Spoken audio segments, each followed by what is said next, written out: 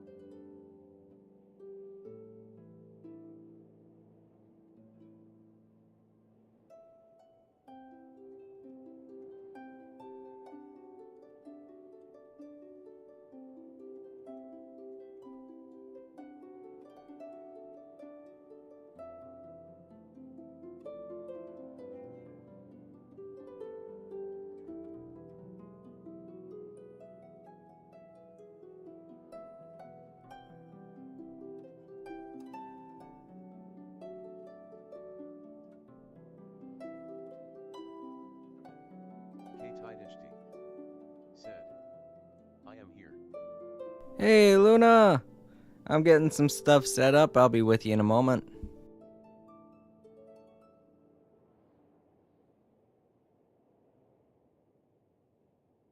K-TidHD. Said, okay, take your time.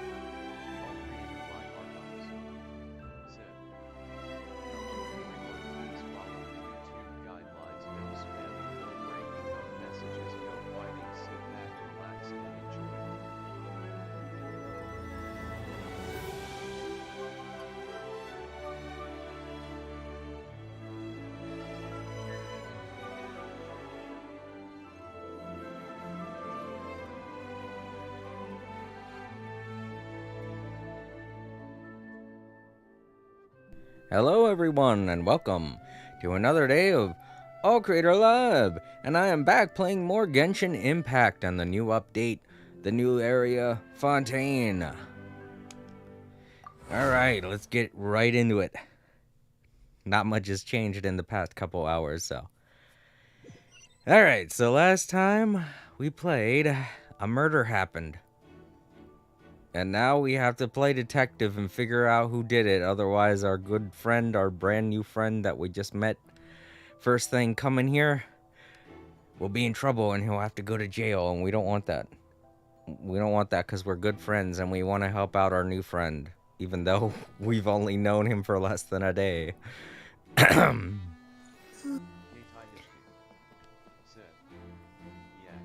Yeah. Alright, so we're supposed to examine the crime scene. Because we're supposed to not only be detectives, but we're also lawyers. We're going to be representing him in court. This right here. There was a magic show going on with our good friend, the new character. I forget his name. I think it's Lenny. I'm pretty sure it's Lenny. Yeah, him right there. I know it's Lenny, but I keep calling him Lenny. Yeah, Lenny. He was performing a magic trick, and long story short, the person who helps out the magician, his assistant, got caught under that heavy-ass thing when it fell. Yeah, murder happened, and Lenny's getting blamed for it. And, we gotta try and prove him innocent, so we've gotta find a bunch of clues, because we're not only detectives in this, we're apparently also his lawyer, which I think is bogus, because, I mean, come on, are you kidding me? The best lawyer in this game is Yanfei. We want her here. Yanfei would be way better at this than me. Alright, so let's go with our first clue. Examine. Oh, so we do that and it shows us where all of the clues are. We have magical clue finding powers.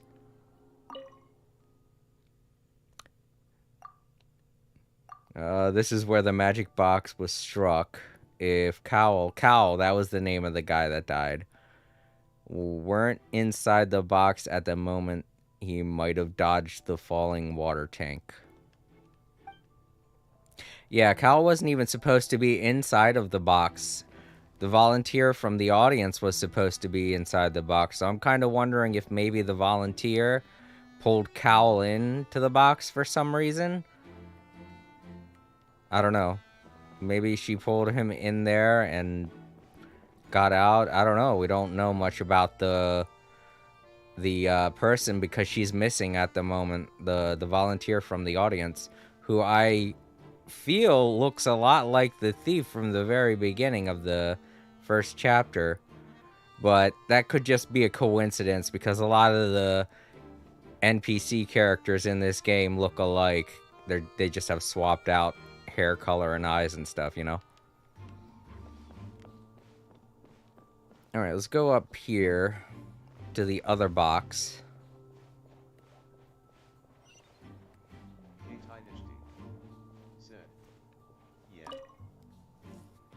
It looks like an ordinary box, but Lenny somehow moved instantaneously from the stage to being inside of it.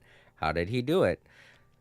That's the other thing, too. Lenny is supposed to be sharing his secrets on how he was supposed to go into the from one box to the other.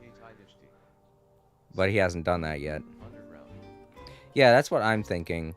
Because the assistant, the woman who was sitting in the seat over here, she was supposed to go from this box over into that box, and Lenny, was supposed to go into from that box over to this box, but Lenny was stalling a lot. I guess he was trying to give her time to go from this box over to the stage box, and then in the moment that he was about to appear out of this box, he popped out as a joke, like, ha ha ha, oops, that wasn't supposed to happen. Then he went back into the box, and then, poof, he came right out of this box. So I'm thinking that maybe, because he knew where the box was that he was supposed to be going to, he had like about 3 seconds to run over and jump into this box and burst out of it. But she, not knowing quite where to go, was being given time to try and find the other side underground, because it could be dark under there, who knows, or she could have been, you know, being assisted by someone, maybe even Cowl. But we saw Cowl up here on the stage as Lenny was trying to I can't get on the stage that way. Great. We saw Cowl on the stage next to the box, just as, you know, he was supposed to be, you know, the straight man in the comic relief duo of him and Lenny. Lenny being the fumbling buffoon that was inside the box trying to figure out how the magic trick worked. And as the trick progressed, after Lenny burst out of the box, Cowl went missing for that brief second as Lenny burst out of this box, pretending to not know what he was doing. Then he went back inside the box, and he had 3 seconds to get over to that box and jump out of that box.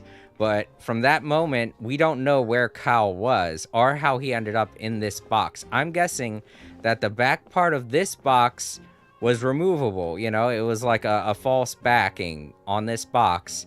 And she got out, but she pushed Cowl in.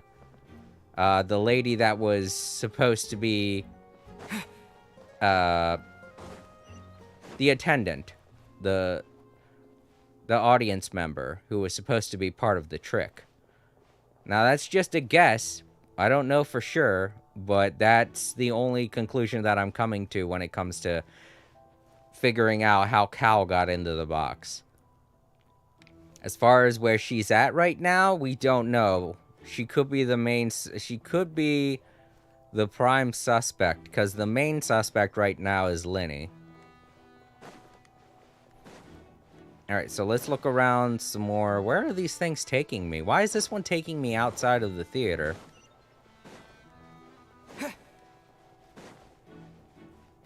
I guess we have someone to talk to. No? Alright. Look for clues inside the opera house. We're still in the oh, okay. There's a front entrance, right. Hey, you! Yes, both of you! Over here! I've been keeping an eye on you for a while now. Huh? You mean us? That's right. If I'm not mistaken, you're also among those who wish to cut down the thorns and pursue the truth. No? And by the looks of it, you're not from Fontaine. Well, you're right on the mark about that one, but who are you?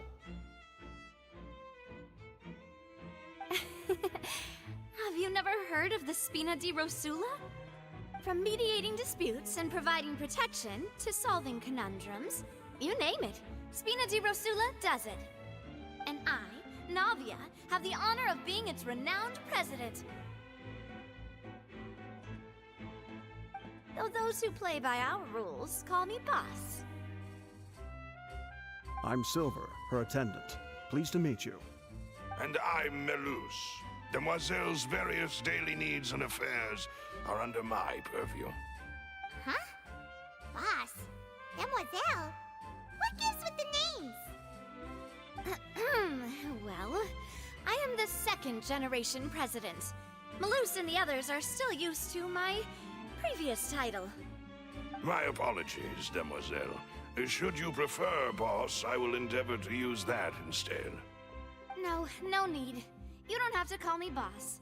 Just Navia is fine. Okay, if you say so. Not that we're members of Spina di Rosula anyway. All merely trifling details. Never mind. Now, back to the situation at hand. That's right. I've always kept an eye on the serial disappearance cases. My interest stems from a matter back from my father's time. Judging from the look of things, I find Linny an unlikely mastermind. Really? We think so too! That's why we're looking for clues now. But how did you come to that conclusion? Intuition, naturally. My unparalleled intuition. I don't think that's gonna hold up in court. I'm sorry. Farina sure was quick to point the finger at Linny without any decisive evidence whatsoever, wasn't she? But that's not uncommon for her. If you remember, the justice had to interrupt her and ask if she was pressing charges just to keep her from getting carried away. Anyway, a trial begins the moment someone levels charges. And, of course, there was no way Farina was going to back down in that situation. Sounds more like you just don't trust the Hydro Archon. Well, what's your opinion? I must admit that she can be interesting at times, but liking her doesn't mean that I'll blindly agree with her. Okay, I'm going to just come out and say it. I already said this in a previous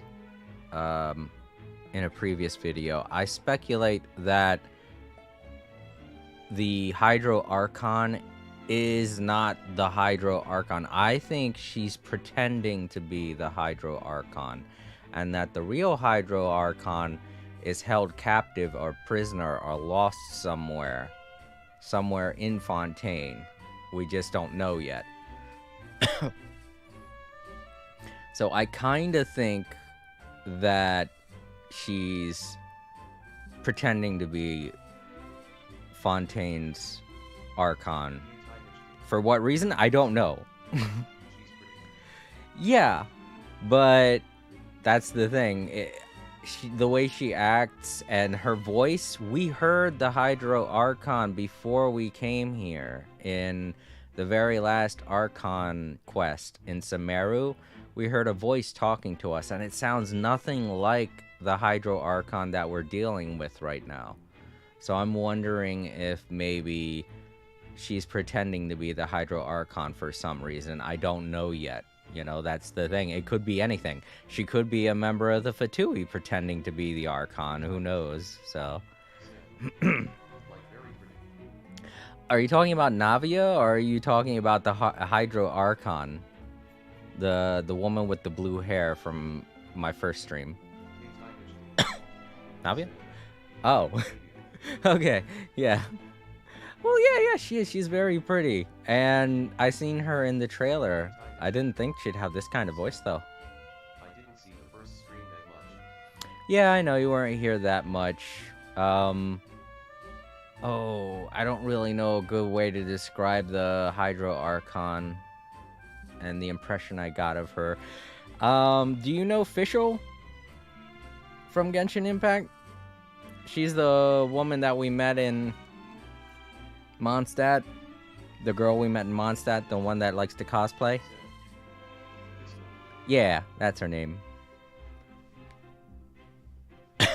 If you remember Fischl, then you have a good idea of what the Hydro Archon is like.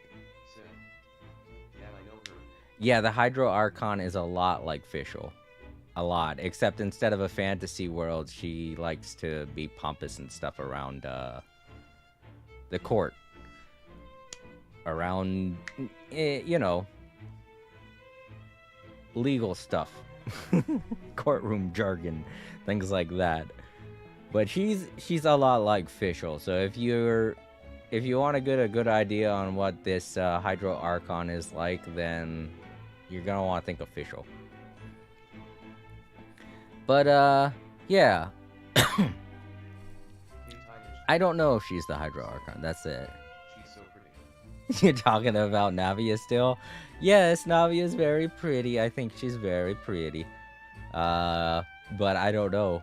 I'm just now meeting her. She seems nice, so that's good. Hey, Ty, did you... All right, I've answered your question. I wish you Now, was playing it's time you answer mine. Well, you know she's going to be, right, Luna? Her character's going to be one of the ones we get on a banner. So we'll be able to pull for her. Sick. She is. Yeah, she is. She will be. I mean, if you can get her off of the banner, you can play as her. They've already shown off stuff. Sick. Lion. Yeah. Usually whenever you see a character that has very pronounced features, like a different outfit from every other random NPC, they're going to be characters that you can play as. You know, unless they're a member of the Fatui, which she obviously isn't. Wait a minute, did that answer count? Sick. If I can get Navia. Well, I say it does. But don't worry, you won't hear any pointless questions from me. In your opinion, do you think it's right to treat a trial like it's an opera?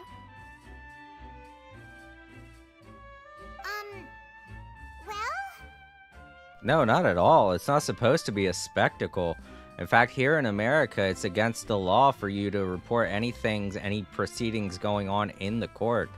In fact, that's why a lot of times in America, when we hear of stuff that happens in court, it's usually a day after the hearing.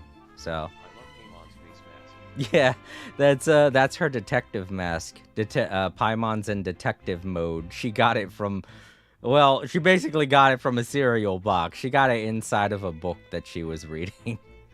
So it's basically like a cereal box prize, and it's funny. Yeah. She put it on, and I was like, oh god, Paimon, why are you doing this? And why would that be?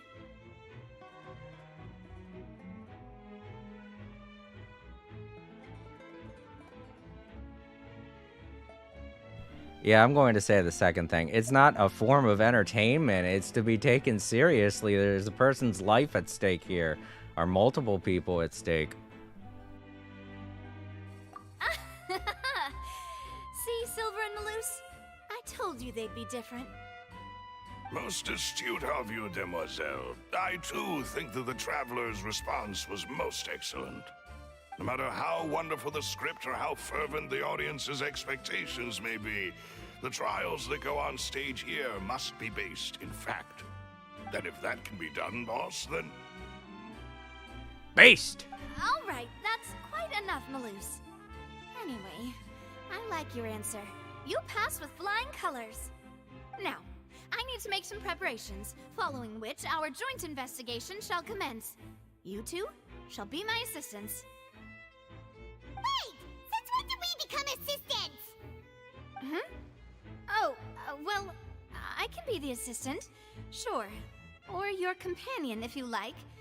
I'm really not that fussy. Said. Yeah, we're the detectives here. We're the detectives here, not you.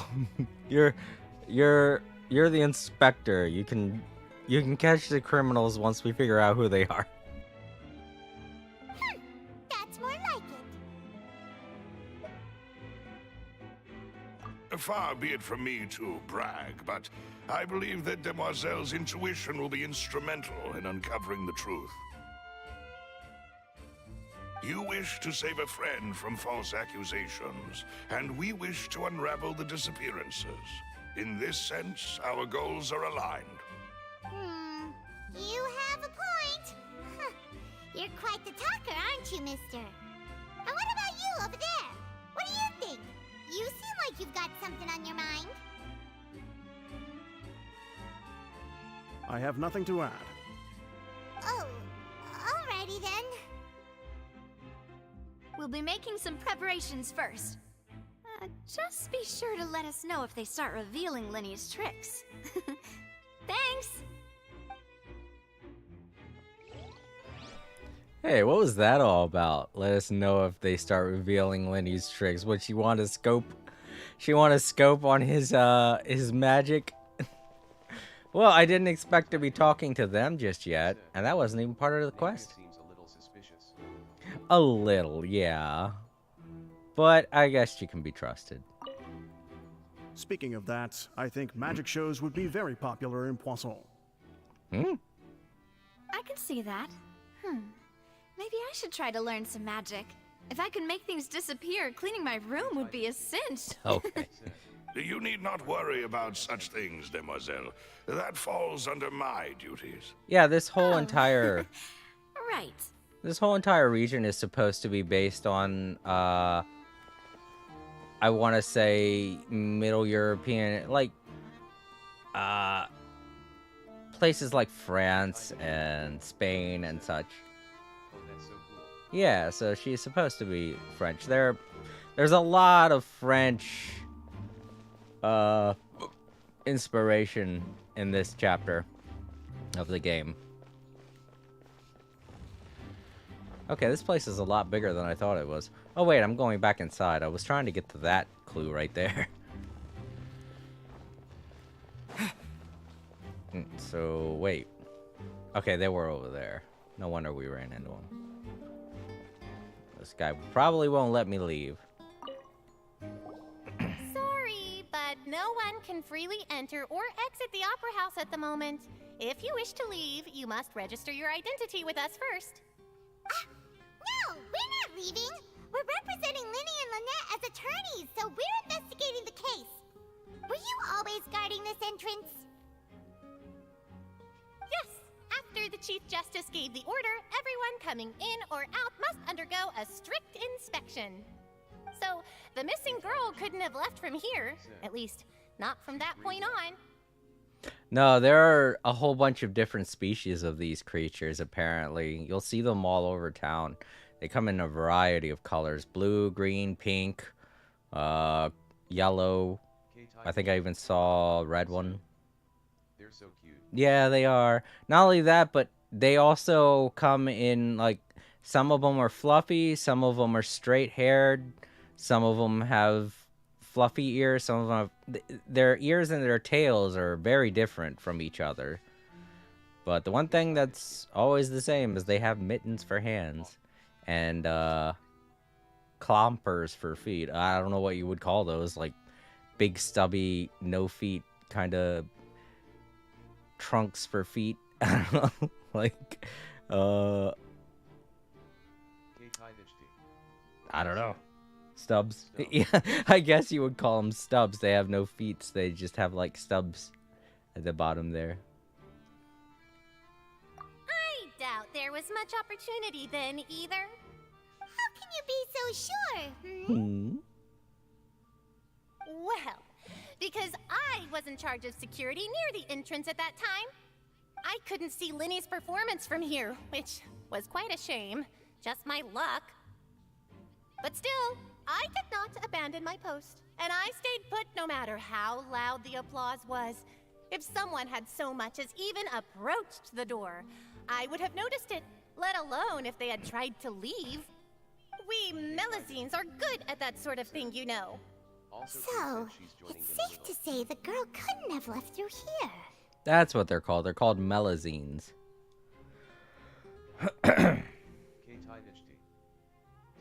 Yeah.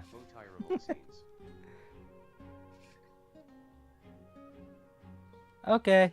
Well, when they join, they'll join. Alright, thank you for your help. This'll be useful info. Okay, so the girl that was in the stands hasn't left this place. So she's still in here somewhere.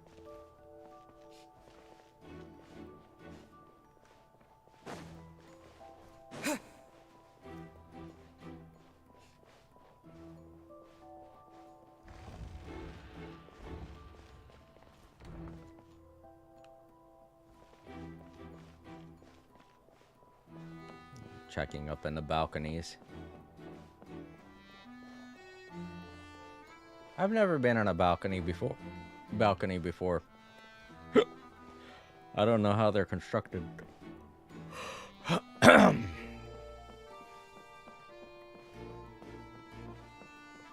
I'm guessing this is a good way for the balconies to be constructed. I mean,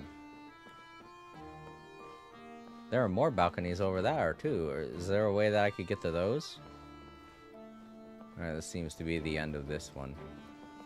Whee! Don't try that at home, kids. Okay, so we got 2 people still here. I can't talk to them. That's fine, I guess.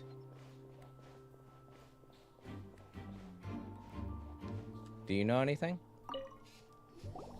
I see that you're investigating the area. Well, it just so happens that I'm interested too.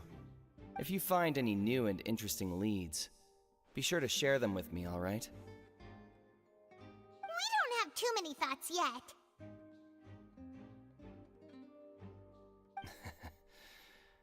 Then why don't I tell you my hypothesis first? The way I see it. And I'll start it with that loud thud. The thud? Oh, you mean the sound that happened during the countdown? Oh yeah, from inside the box. The one box that Lenny was inside of, there was a loud thud, and we thought it was probably part of the performance. I'm guessing, I don't know. It could have been a trap door opening or closing. It could have been the girl falling from the first box down through a trap door. That could be it, because it happened like, I think it happened at the 20-second count. Yeah, I think it happened like somewhere around 22 seconds into the countdown. Yes, exactly. It wasn't terribly loud, but I suspect that most people heard it. It's just that everyone was awaiting the results of Linny's trick with bated breath, so no one paid it much mind.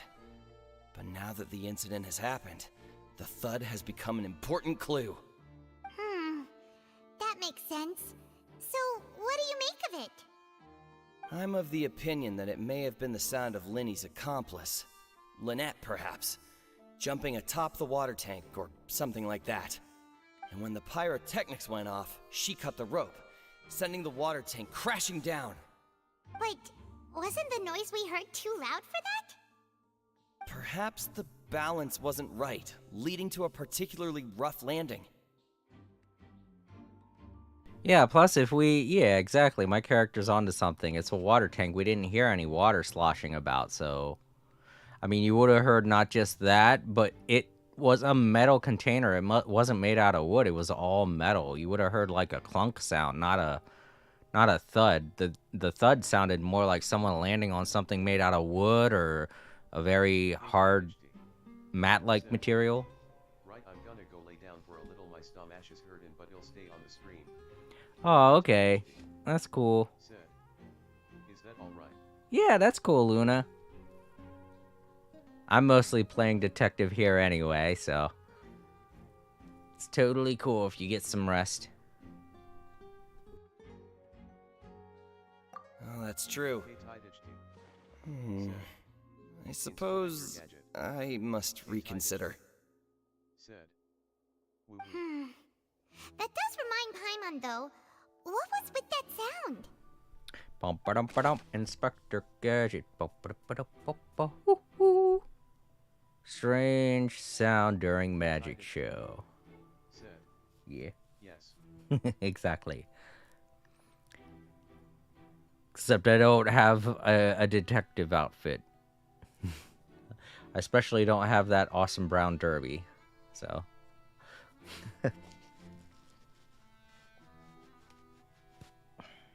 Had something in my ear. Alright. During the switching performance, there was an audible thud that many audience members heard. Yeah, I thought it was just me and Paimon that heard that. Said, still Inspector Gadget inside FR. Yeah. Deep down inside, we're all Inspector Gadget. Said, anyway, I'm gonna go lay down. You'll be back soon. Alright. Rest easy. I'll find the culprit.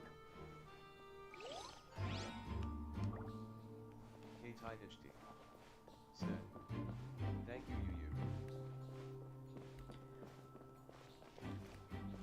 How high up is that box in the stands there? Tied HT. Said, oh, you, if you do let me know on Discord if I don't make it back.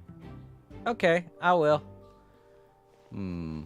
I don't know how deep down the shaft from this box would go. Can I examine it? I can. Said, thank you. It looks like an ordinary box, but Lenny somehow moved instantly from the stage to being inside of it. How did he do that?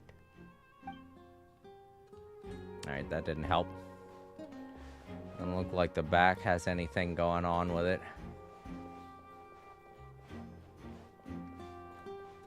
How about the police? Have they figured anything out?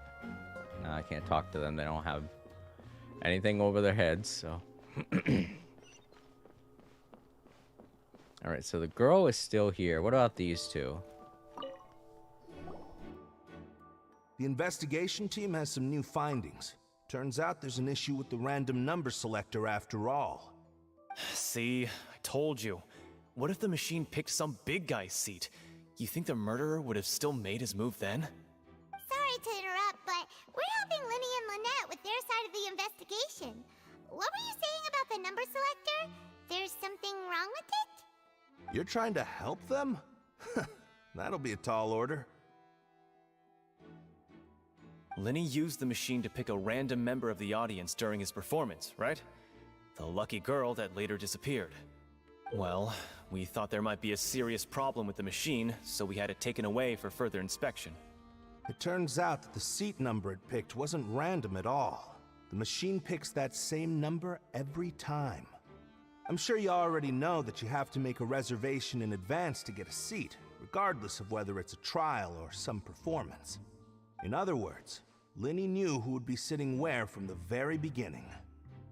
That much checks out. Linny reserved our seats for us, too. Bet you see why I was saying it'd be tough to make a case for Linny. Even though it's bad for Linny's case, Paimon had better write it down. No, it's not. This just goes with my theory even more. Because, I know it looks bad for Lenny, but here's the thing. If the girl was involved in this somehow, then it would either be her that rigs it or Lenny that rigs it, because Lenny knew everyone where everyone was going to sit. And the only person that would know exactly where she was going to be sitting is her herself. So the only two suspects now are Lenny and the girl, because nobody else knew where the girl was going to sit, unless, you know, she told someone. Which I doubt she did. Plus, there are no other people in this scenario that could have probably been involved with this. So. So she had to have been here earlier on to mess with the random number selector. Maybe it was when he was talking with me and Paimon just before he went into the theater.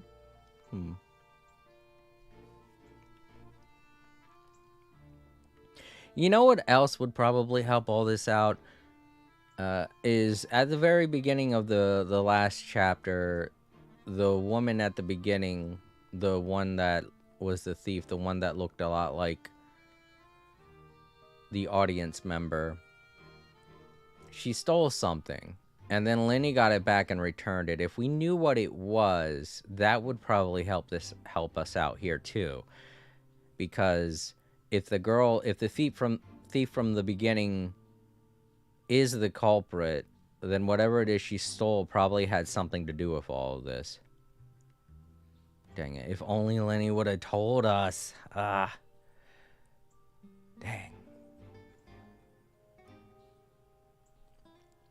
This device was used during Lenny's magic performance to choose a lucky member of the audience. However, the guards have found that it will generate the exact same number no matter what. Clearly, someone has tampered with it. Not only that, but this helps out our case too, because why would Lenny tamper with it? It's a random number generator. If he wanted an audience member to be put in that box to be a specific person, wouldn't he have just, done something less conspicuous by putting numbers inside of a hat and then randomly pulling out the number? Why would he create a number generator and make it to where the number generator produces a random number every single time if he knew exactly who it is he wanted to go into the box?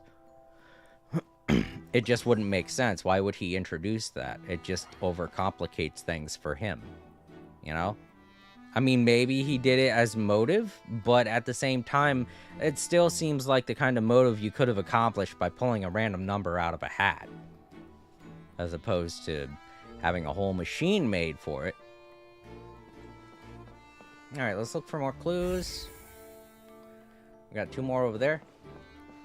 One that's right there. And Esmond.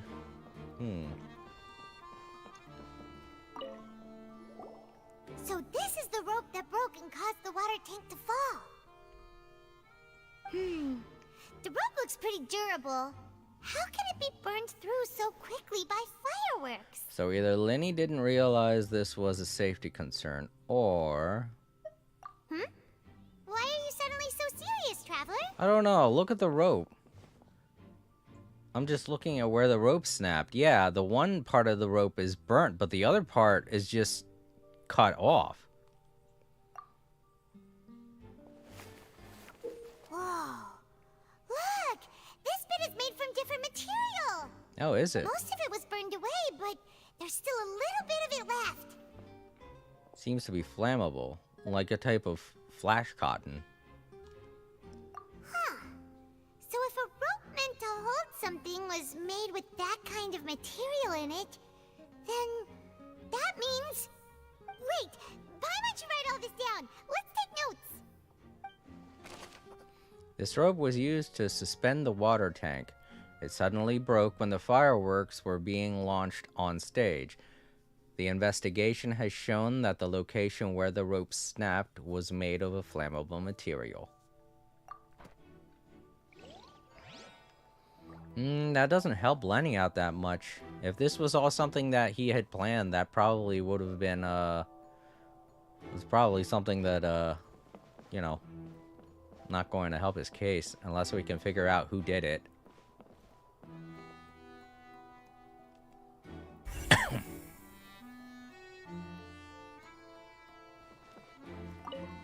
Broken magic box was left on the scene after the guards... Ah, crap. I had it set to auto. After the guards completed their investigation. Look at it now. The water tank must have struck it before really hard. Yeah, it just flat out smushed it. Along with the poor guy inside of it. It was filled with water, and it's completely made out of a seemingly gold metal. Even if it was fake gold, that'd still be pretty fucking heavy.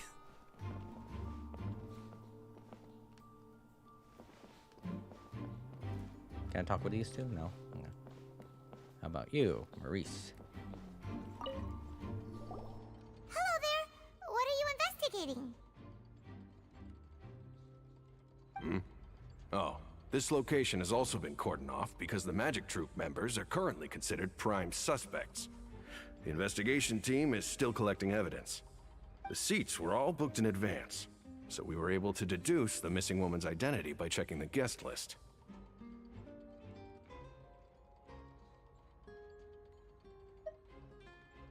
Sure, it's not like this is confidential information.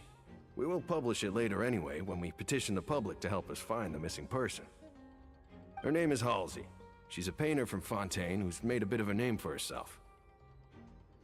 Apparently, she wasn't a regular at the Opera House, but she'd been feeling some pressure with her work lately, which made her decide to come see the magic show. The Magic Troop members all claim not to know her. We have looked into her social connections. It seems that she has no personal grievances or conflicts of interest with the suspects. Simply put, she wasn't related to the Magic Troop at all, which matches the features of the previous serial disappearances. Were the victims of previous cases also chosen at random? That's how it seems to us, in any case. Apart from the fact that they were all young women of around the same age range, there really weren't any other connections between them. Okay then. No need to be so formal. If you do happen to see the missing girl, please be sure to contact us. It is of utmost importance that we get to the bottom of these disappearances.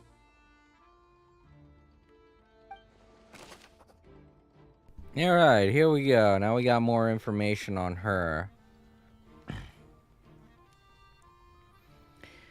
Alright. Halsey is a missing person. She's a famous painter and came to watch a magic show in order to take a break from her own creative work. She isn't known to have been entangled in quarrels with any of the members of Lenny's magic troupe. Alright. We've checked everything of note here at the performance venue. Paimon wonders how Lenny's discussion with the guards is going. Let's go see, shall we? Ooh, things are getting interesting, huh? We're about to see how magic is made. Paimon. Alright, so that actually gives me a different perspective on, as we know her now, Halls.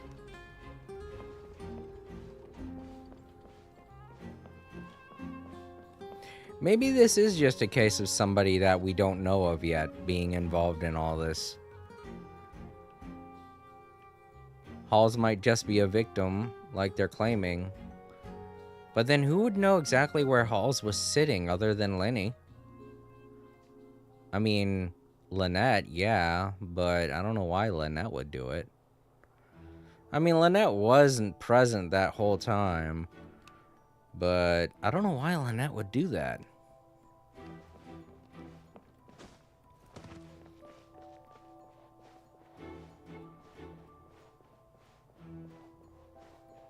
I mean, Lynette seems aloof, but it doesn't seem like she'd do anything to hurt her brother.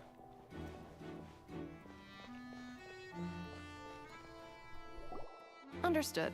Then I will be going with you. Just so you're aware, I will be monitoring your actions and making notes as necessary. Very good. Thanks for being so agreeable. I'd pull a rose out of my hat as a gift for you if I could. You may spare the pleasantries. I'm just doing my job. You've arrived. Who's this? Me? I'm Spina di Rosula's guardian angel. If you've got a problem, I've got the firepower. Sorry, I got a little carried away there. Call me Navia. I'm a partner of theirs, and will be helping investigate this whole situation. And these are my companions. Would you mind if they join as well? Fine by me. Oh, new helpers? I would be most grateful. Well, let's just say we're tagging along. It's not every day you get to see the secrets behind magic performed on such a large scale. I appreciate your kind interest. Come with me. We'll be heading below stage.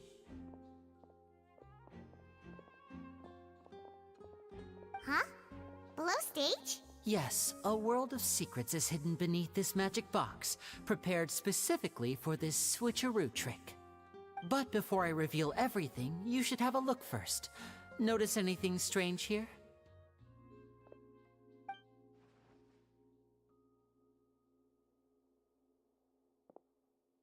I'm not trying to be dramatic. Remembering the details of a trick will help you understand the methods used to perform it more easily.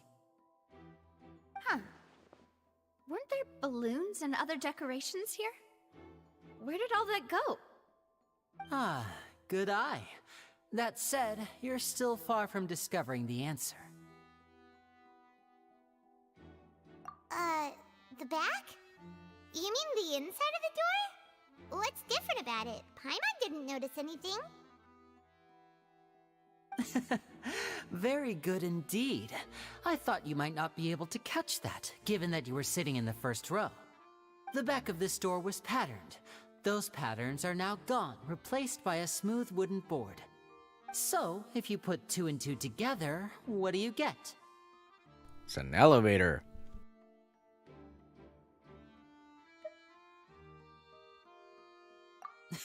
Exactly. All right, let's go. I'll tell you how it works as we head down.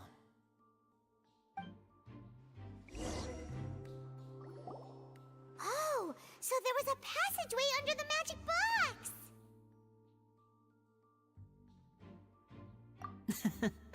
I knew you'd figure out most of it as soon as you saw this place.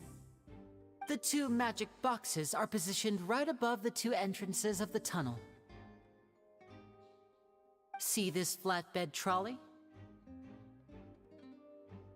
The box with the lucky audience member in it would be shuttled over to the other side using the trolley. This trolley can raise and lower and even rotate, ensuring that the box will face in the right direction. I see. So that's the purpose of the box inside another box. Precisely. The inner box would descend after the audience member was put inside and be moved along the trolley, all while the outer box would remain on stage as if nothing had ever changed. So that's how you did it! Once the box was lowered, the trolley would store some energy through this device here, with which it would complete the rest of the steps. The audience member would only be able to feel some slight movements in the dark, and by the time she walked out, she would already be back on stage. Right! You were talking that whole time, and you even came out for a moment near the end! Ah, yes. A phonograph operated by Lynette was used to achieve that effect. My assistant and I had already scripted our conversation beforehand. When the countdown began, I had already gone to the opposite box via a tunnel using that ladder. And what about Lynette? Where was she? I was in the mezzanine space in the back of the box. Oh, interesting! That's how we were able to coordinate Linny's lines with the assistant. And, by the way, I was the one who walked out of the box at the end. I mean, we are twins. All it takes is a change of clothes and no one can tell who's who. Wait a minute, they're twins? Didn't somebody mention him being the older brother? So when they say older, did they mean by like a couple minutes? Because, I mean, I realize my sister is older than me because she came out first, but it's like, that's a huge thing to be like, oh yeah, they're my older brother when they were only like minutes apart. That's weird. I never say that when somebody asks me about that, like, oh, is she your younger sister or is she your older sister? I'm like, oh no, we're twins. It's like, because it's not, how would that be possible? I mean, the only way that could be possible is if I was born 1 minute and then a couple minutes later the next day happened and then she was born the other minute, you know? That would probably be the only way that we could be separated and technically be older than each other, older or younger. And that's my favorite part of this trick. Only Lynette and I can perform it. So that's how it all worked! Wow!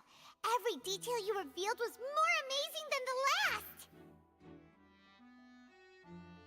Lynette would briefly walk out of the box and then go back in, jumping into the tunnel and escaping before the box on the trolley could finish ascending.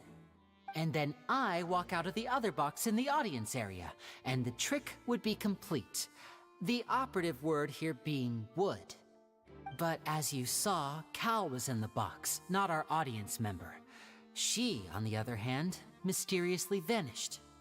We really don't know how that happened. If not for that interlude, this would have been an astonishing trick. I probably never would have figured out how you pulled it off. Well, that also begs the question, where's the other box? Maybe that's the thud we heard. Maybe we heard someone stealing the other box with her inside of it. And yet, to think that someone was able to use this magic trick to commit a crime. Could we have a look around? I think we can come up with some more leads. This is the scene of the crime, so Lenny and Lynette are not permitted to stay here. I'll escort them back up. Yes, of course. No need to be so strict now. I won't disappear into thin air, you know. Thanks, everyone. We're counting on you.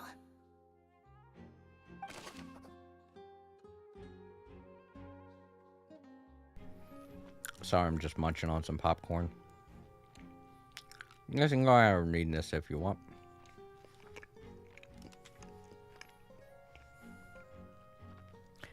And he gave a detailed account of how... Oh, I'm going to read it. I got to read it for myself anyway. The trick was supposed to work by using a box inside of a box, inside of a box, inside of a box. The idea was for the box containing the audience member to be transported across via a tunnel underneath. And Lenny himself would also use this tunnel to get to the other side. Meanwhile, having changed her outfit, Lynette and her assistant would take charge of the onstage interactions.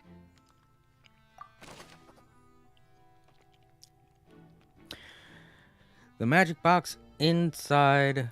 Oh, the magic box on stage has an additional layer to its rear in which Lynette, in Lenny's clothes, remain hidden. She would appear at the end of the magic trick and lead people to believe that Lenny had been able to instantly move to the other box on the other side. The magic box at the center of the audience stands has two layers. The beneath it is an entrance to the underground tunnel. This was how the lucky audience member was meant to have been transported without the audience noticing.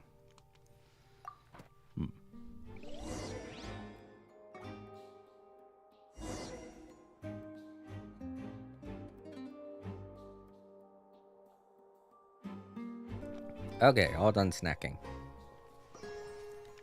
Now we gotta examine this place. Should be a control device for the trolley. Oops. Seems to be able to operate automatically. Okay, so nobody had any control over the trolley, which means that, yeah, which means that somebody had to have stopped the trolley and taken the box off, because the box isn't anywhere. There are definitely some broken things. Time Lords.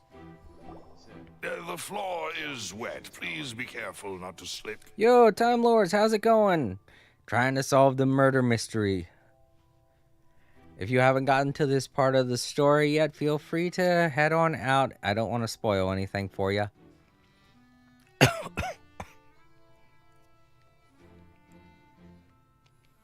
Speaking of which, why would there be water here? Oh, Paimon knows! It's one of those tricks where you pour water into a jug and then flip the jug over only for the water to disappear? And here's a broken vase! Huh. Did the trolley knock it down while moving? That can't be. The trolley moves along tracks from start to finish. It couldn't have hit the vase at this distance. Let's note this down too and think about it later. Broken floor vase. I like how Paimon's just pretending to be a detective. There are many pieces of broken flower vase on one side of the tunnel. All of the water within has been spilt. Judging from the distance, it seems unlikely that it was knocked over by the trolley meant to transport the magic box.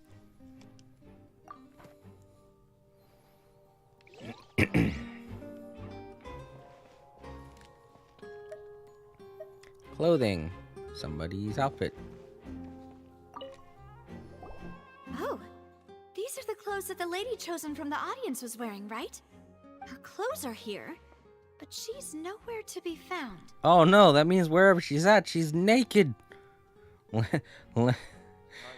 Lenny didn't mention the guest having the wardrobe change. Trying to be a detective when I was a kid. Yeah, being a detective is cool. Right. And do you really need to do that if you're kidnapping them? Ugh, this is so confusing. Paimon doesn't want to be a detective anymore.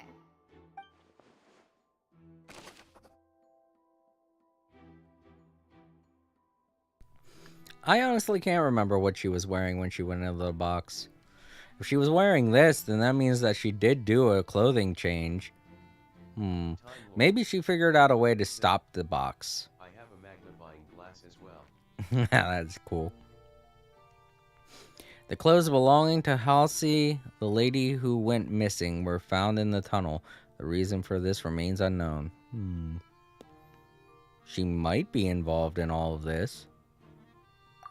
But then that's weird. I'm like, there's supposed to be a bunch of missing girls. Did they all not go missing? Did they just miss themselves or something? Are they part of are they all members of a secret group or something? And maybe this girl's just trying to frame Lenny for some reason? I don't know. I don't know why there's a dress here, but that is like the biggest why is this here moment so far for me. Huh. What's this? Looks like a hook tied to the end of a rope. Huh? There's all kinds of odds and ends here. Perhaps it was a prop for a different trick. But why would it have been left here? Whatever it is, let's make a note of it When you first. started playing Genshin, did you expect the game to become a murder mystery? There are several points in this game where you had to figure out mysteries and things like that, so nah, I'm not that shocked by this. Dropped hook rope. A rope that has fallen to the ground. A metal hook has been tied to one of the ends of the rope. It was Its use is unclear. Sorry. Its use is unclear. Its use is unclear. That's a sword. These are swords. Examine control board. Oh, there's a control board. Time Lords. Zed. This should be a control device for the trolley, and it seems to be able to operate the device. Sorry to hear that, Time Lords. Can I move this bookcase? It's a little bit too close to the wall. And the wall has an odd thing behind it, just like over here, to where it looks like it would be a doorway. And I don't trust it.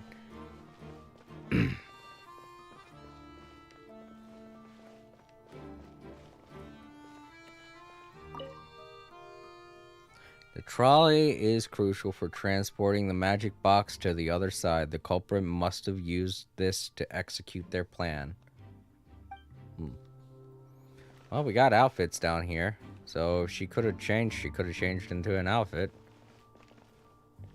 Those all the clues? Zed. Reminds me of Harry Potter on the PS. Oh, there we go. Another one. All kinds of props and costumes are haphazardly stuffed inside. Okay. Messy, messy. And you got that, but... Dude, there's a vent! What is this place? Looks like a vent. What is this place? That's not a place, Paimon. That's a vent. It seems someone could fit through here.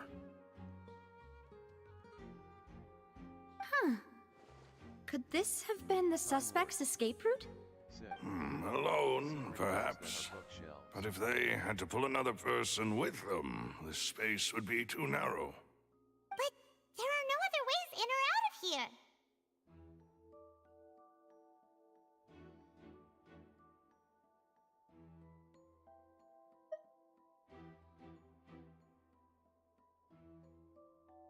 Oh, you're right! Let Paimon write that down.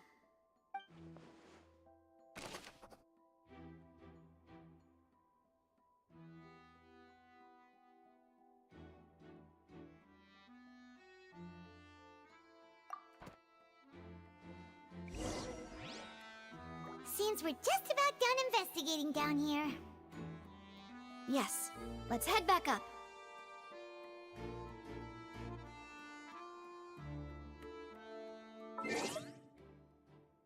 Give me a moment. I have to change my drink. I ran out. I was drinking way too much. I don't know why. I'm so damn thirsty today.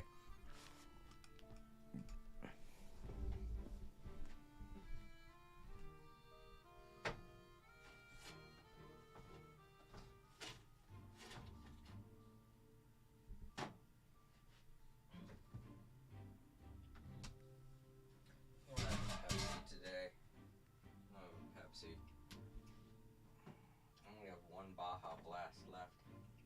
I think I'll save that for tomorrow.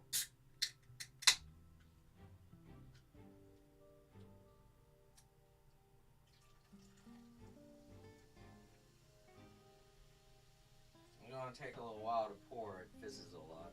Sorry, everyone watching in the archives. That is, if you can hear me. You can probably barely make out my voice. I'm sorry. Man, I don't yell like that.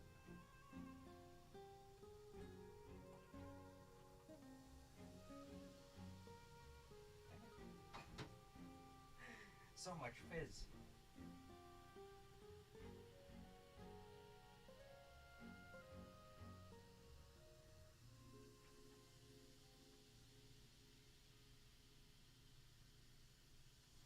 Alright, I'll put it in my bag with all my other cans. Recycling is important.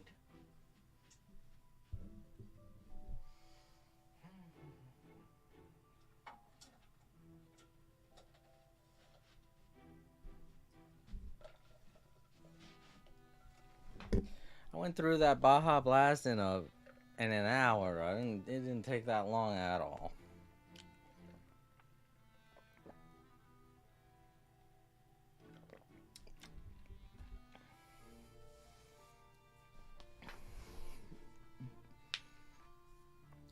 Can't believe I only have one left. I'm sad.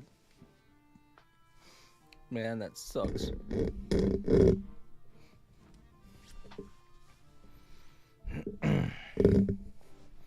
Well, tomorrow's the last day of my vacation, so I'll save my last Baja Blast for tomorrow.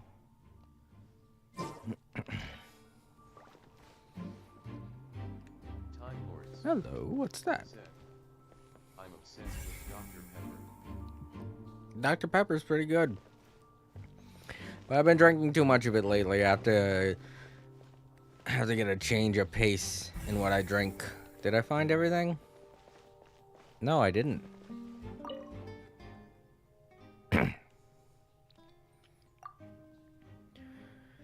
High precision is required to complete this magic show. The tracks are perfect for making the trolley stay on its designated course. Alright, I found that one.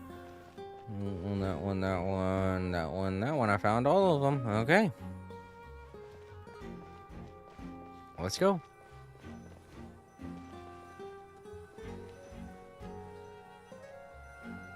Right, return to the surface.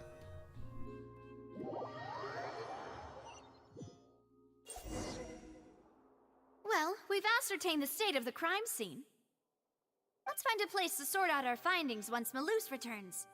Seems to me that there are several things that don't add up here. Apologies for the wait, demoiselle. So, what did the guards say? Did the criminal escape through the vent? They believe the odds of that are very low, since the vent leads to the Opera House's basement. The guards have checked the area carefully. No one left through the basement during the performance or after the incident, and no one was found hiding there.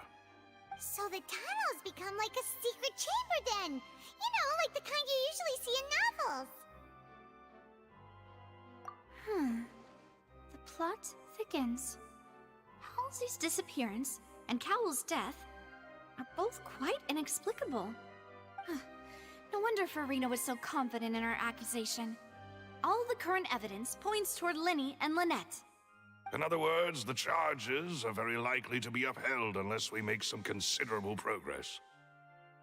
Charges and then trial. So if the charges are upheld, they'll announce a sentence? That's right. This is how a trial goes in the Opera House. During the proceedings, the Chief Justice and the Oratrice will hear statements from both sides. That's right. This is how indemnitium is produced. The statements from both sides, the defenses from attorneys, witness testimonies, and even the audience's emotions will all be projected on the Oratrice. To put it simply, it's as if the Oratrice has its own will, and is a judge in its own right. This also precludes any kind of favoritism on the part of the Chief Justice. Not that this has ever happened anyway. Yeah, the Chief Justice does seem like a very impartial individual, if you ask me.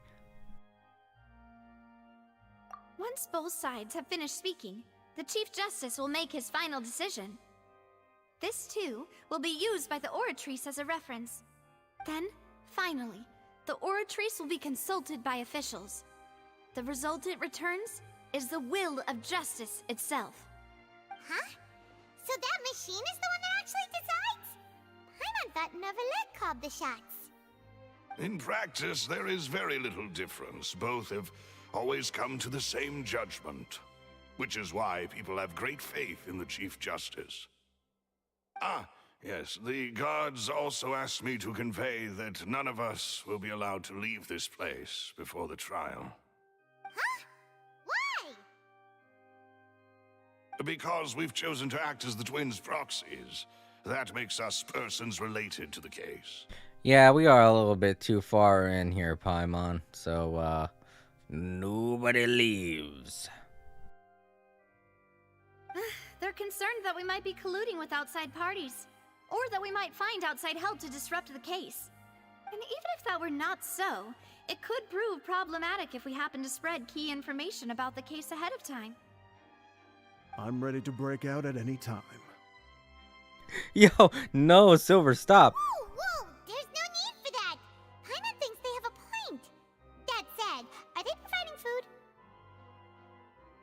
Well, they better. Of course. I just hope you don't mind the lack of options. I'm afraid that Oh my catering to God. all tastes is not in the cards, nor is any guarantee of balanced nutrition. It's just like jury duty. Now's not the time to be picky. I don't know. A lot of people who have served jury duty can disagree with you there, Aether. Yeah, he's kind of wacky. Doesn't say much, and when he does say stuff, it's off the wall. Yeah. But I'm just laughing at how much this is like the American jury. You know what? I don't know how it is in other countries to serve on jury duty. But I know in America, the options for food are very lacking, and a lot of people don't like serving on jury duty because of this. Not just about the food, but the accommodations, everything. I had to serve on jury duty once, and when I got in there, I was like, I don't know how long I'm going to be doing this for. 2-3 days, probably. So I was dreading having to do it. And when I went in, it turns out the whole court case was settled out of court, you know, with money. So I didn't have to serve. And I was like, oh, I was kind of upset a little bit because, you know, it's every civilian's civic duty to serve on a court case, to be part of a jury duty. And that was my experience. It wasn't anything worth mentioning. It was just, I went into a room, they told me, yep, you can leave, and I was like, okay, and then I left. So underwhelming. I was expecting to be part of all kinds of stuff, but it never happened. I mean, I wasn't fantasizing the idea. I was just like ready to actively give a verdict and then all that stuff. An attorney taking a murder case right off the bat is serious. It is, yeah. But, you know, that's the thing. It wasn't a huge court case, you know? It was something that was easily settled out of court. And that's how it is with a lot of civil trials. So I wasn't thinking that it was going to be something like, oh, we sentenced this guy to murder or something like that. Or to life imprisonment or anything like that. I didn't think it was going to be nothing that serious. So I was, you know, looking forward to performing my civic duty. It's just what happened. It was just like, yeah, you can go home now. And I was like, okay, I guess. I get a lot of other people were very relieved because they all had stuff to do, but I had actually taken off time from work in order to do that.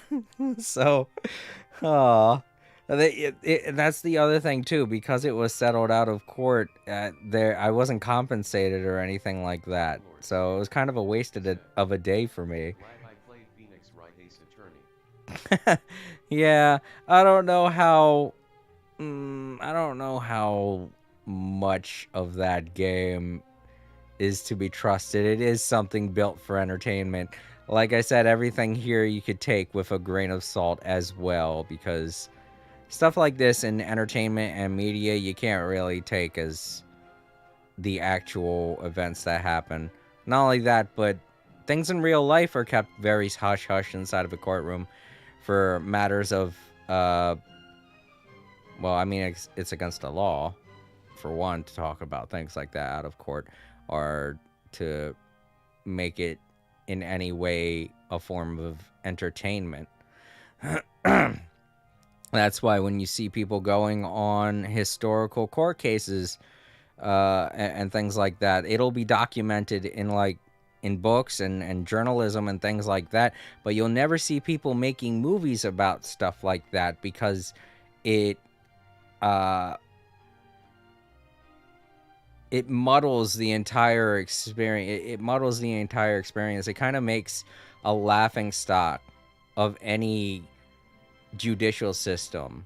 If you were to, say, take any kind of a court case, like the O.J. Simpson trial. If you were to take the O.J. Simpson trial and turn that into a movie or a television show, that's 100% not cool, because then it just flat out using the judicial system as a form of entertainment. And I don't care where you live, I don't care what your opinion is, That's not right.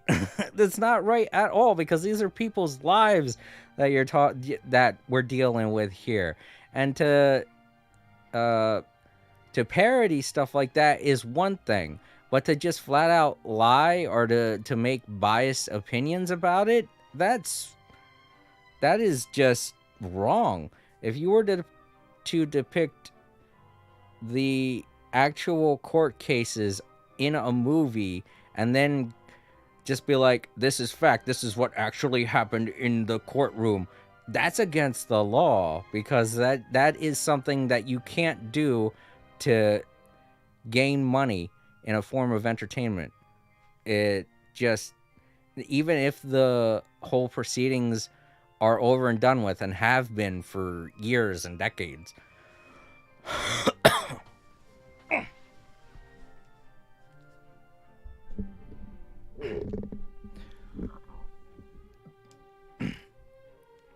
so yeah, you'll never really see any form of entertainment providing an unbiased view of how things work inside of a courtroom or how actual court cases happen, because it's all a form of entertainment, you know? It's not to be taken seriously. In that case, let's just sort out our findings together here. Pity. I was hoping to take you to try some of Fontaine's famous desserts, too. I mean, what better way to properly think through our findings than over some tea and sweets? Huh. Breaking out suddenly doesn't seem like such a bad idea after all. Paimon, you gotta take this seriously. You're wearing the mustache, lady. You gotta take this seriously. Just kidding. Paimon will still do her best, even if there are no snacks. You will eat beef jerky and no like it. Snacks. Of course we'll have snacks. If we cannot buy some, then we'll simply make some. What? Huh? Here? But how? I do have a backpack full Understood, of ingredients. Demoiselle. Everyone, please come with me.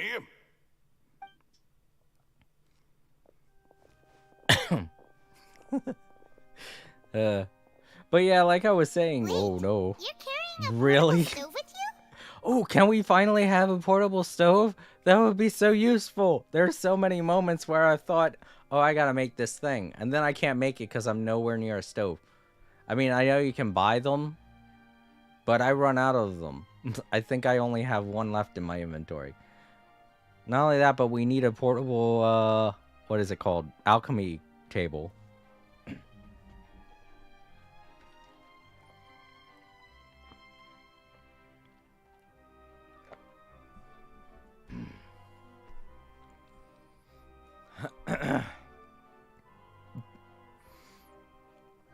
But yeah, Time Lords.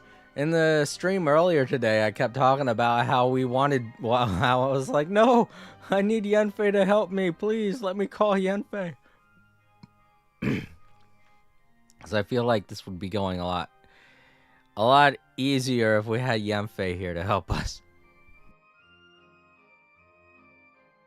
Yes, I must be prepared to meet the demoiselle's baking needs whenever the fancy strikes her. I have eggs, sugar, and almonds at the ready. Good work, you two. Then I'll get to it. Please sit tight for a moment. You'll get to taste my awesome snacks soon enough. These three are quite the interesting group.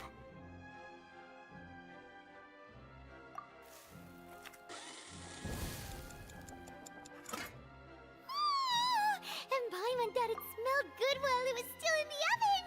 Oh, it's even better now. Paimon can't stop drooling.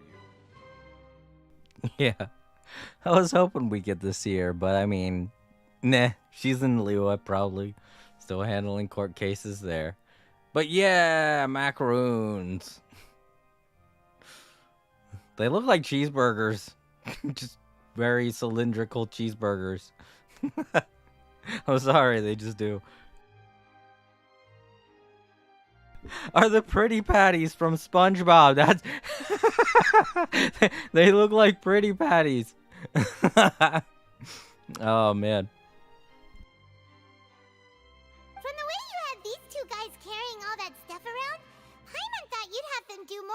baking process. But you ended up doing the entire thing by yourself. Beating the egg whites, grinding almonds, everything. I was applauding. And I was giving encouraging smiles. Said. I asked my mom if we could design them and I concurred Paimon it was was just thinking. possible. Aren't you worried about getting your fancy dress dirty beating egg whites and baking like this? Well, I don't think it's carved in stone anywhere that fancy ladies can only read books, sip tea, ride horses, and play the piano. I just really enjoy making snacks. I don't know why that's not a woman. I don't see why that would be. Isn't one of the things that's stereotypical about women is that they can cook? I don't know. Just call this an old-fashioned viewpoint, but I'm pretty sure that's something that typically women brag about being able to do, don't they? Don't underestimate beating egg whites, by the way. It's a real arm workout. You also need to beat them to just the right consistency, or your macarons will crack. Okay, I feel like we're talking about something else now. I don't know what, but it sounds lewd. Every child out there, cover your ears. Anyway, give these a try. Fresh out of the oven. There's 3 for each of us. Only 3? She forgot about Ayaka and her elegance. The Well, same goes for eating Navia, too she many has sweet elegance. treats might send all that sugar to your head. You wouldn't be able to think clearly about the case on a sugar rush, would you? Tea is ready to be served as well. This is Demoiselle's favorite, strong black tea with a floral fragrance that clears the mind and lifts the spirit.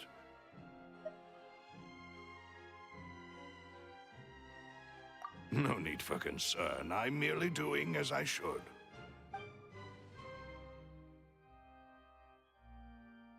All right then. Down to business. As Paimon mentioned previously, the tunnel seems to be something of a secret chamber. Okay, I don't know who Navia is supposed to represent in any form or culture. Is there like a type of detective base somewhere over in France that is fancy and elegant and drinks tea and eats macaroons and stuff like that? Because I don't know that much about the world of detectives. I don't. All I know is the comedic side of the world of detectives. So I don't know if detectives in certain cultures are this fancy. This seems weird. This seems like they're going for something, but I don't know what it is.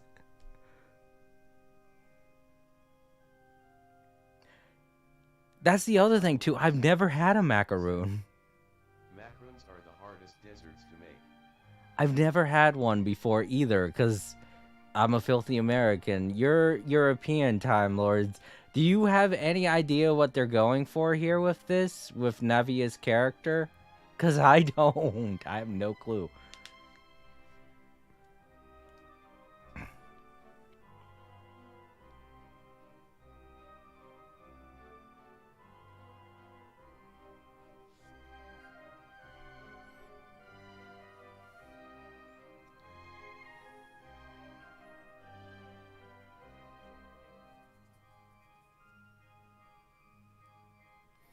See, that's another reason why I wish April was here. She reads a lot of books, and I feel like Navia also could be like a character from a book. Time Lords. Said. Well, can't say for sure I stay away from sweet stuff like that. Yeah, so that's why I wish April was here. She could help me figure this kind of stuff out, who her character is supposed to be like, or what her character is supposed to represent in European culture. Darn. Alright, well, let's continue the story. However, we can assume that Linny and Lynette were not alone within it. Some criminal also occupied its sealed confines. The magician twins could have committed the crimes, of course, but they lack any logical motive. Exactly! Why would they do such a thing right when everyone was watching?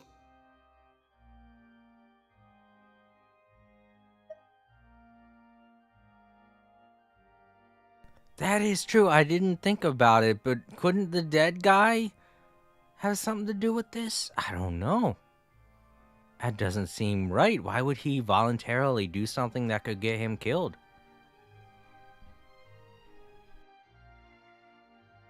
The flower vase and the thud we heard during the performance could indicate some altercation between Halsey and the criminal in the tunnel, resulting in the shattering of the vase, the discarding of her clothes, and her abduction.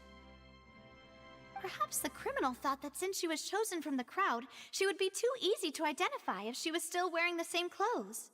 Paimon thinks that makes sense, but the real trouble is...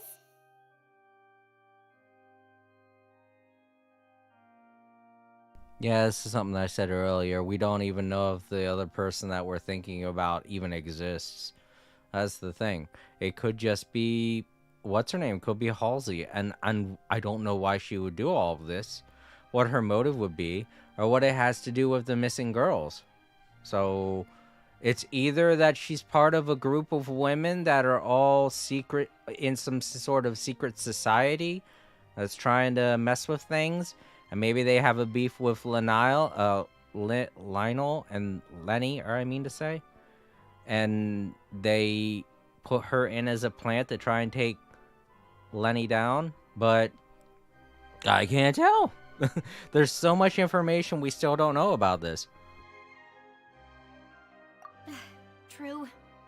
None of the clues we found thus far support the existence of this third person. But the only people left to consider are both technically victims, whether it's the missing girl, Halsey, or poor Cowl. Huh. Could Halsey have secretly made modifications to the magic props in order to murder Cowl before making her escape? That's right. And even if she had tampered with the setup, she would need to understand the entire trick to pull it off. Nor does she have any motive. The guard said that she has never had any dealings with the Magic Troop's members. Were we not thorough enough in our search? From the sound of things, this is turning into an impossible case. Your macarons are amazing though, Navia. They smell great! They're nice and crisp and super sweet! Huh, now I want to eat one. Okay, So the one thing we're not talking about right now is the grappling hook. If there was a third person involved, or maybe if she was involved with the grappling hook, that probably could have been used to get the box off of the conveyor belt system. But even then, the person would have to know that the tunnel exists underneath. And the only people that would know about the tunnel being underneath there would be Lenny, Lynette, and Cowl. But Cowl is dead, so we can't ask him. This is just getting so weird. They are my specialty after all. And I see you've already had 5 of them. What? 5? Oh, that can't be right. Paimon only counted 3. Oh, the vacuum Paimon. Please don't worry about it. At my age, a few less sweets might actually be a good thing. No. Being greedy is one thing, but Paimon knows how to count. Paimon knows how to count when I'm sucking in all them macaroons. Look how big they are. Are macarons that big? Are they that big? They look like the size of cheeseburgers. That seems like a lot of sweets. Do you eat it like a cheeseburger? Because that seems like, if it's as crumbly as everyone's saying they are, that seems like a little messy, don't you think? Can you cut them up? I feel like it would be better just to cut them up and eat them that way, because it doesn't seem like they'd stick together very well. It'd be like trying to eat an oversized cookie on top of a cookie on top of another cookie. Crumbs going everywhere. Besides, Paimon knows that if she ate too many, then others wouldn't have enough.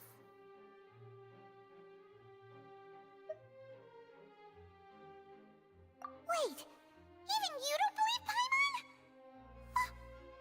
How could you? If Paimon ate those 2 extra macarons, right, we get it. Well, I suppose one of us might have gotten too engrossed in our chat and eaten them by mistake. No big deal. Malus, set up the stove again if you would. Huh? What are you doing? Making sure everyone gets 3 macarons, of course. Exactly. We don't want to trouble you. As you wish, demoiselle. And I have the egg, sugar, and almonds. I'm wondering where he keeps them now. Well, this really is your hobby, huh?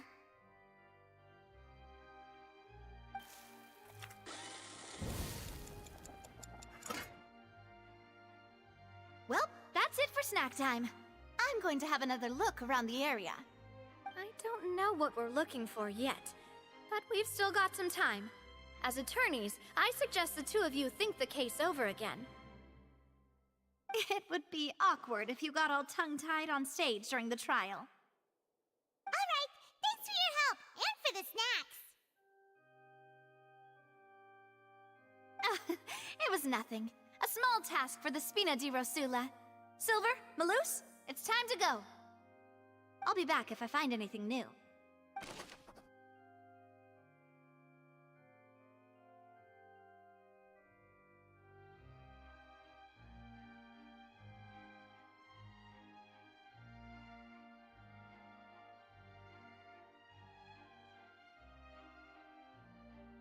Okay, sorry about that. I was fixing my pillows a bit. Probability of a third person being involved. Neither Cal nor Halsey had motive. But after having talked with Navia, the likelihood of a third person being involved seems very low, too.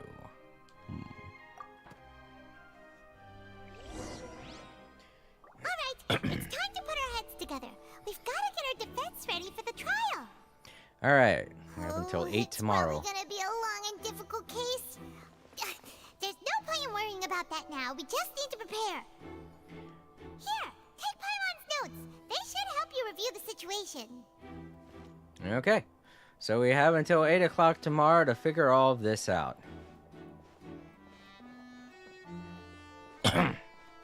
Can we go back down into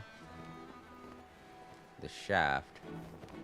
Yeah, I want to go back down there and take a look around again.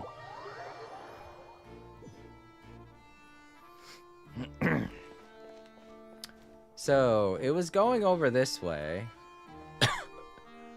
Whatever happened here does seem to be like some kind of a struggle of some sort.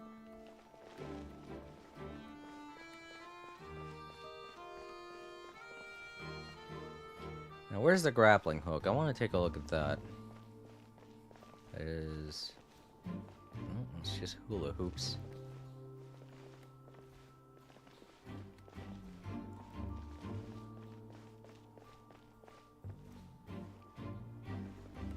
There it is.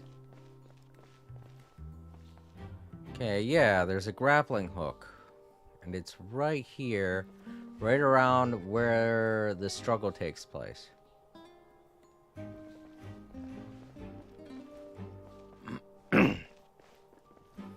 So whoever it was that took care of the box used this grappling hook to do it. Seems to be the only way to stop it, you know? Pull the box off of the conveyor belt. Because it seems like the box will be way too heavy to push off of it yourself.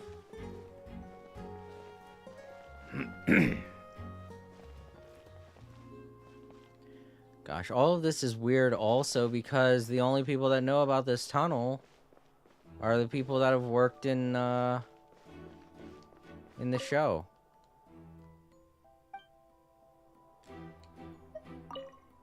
And one of them's dead. So...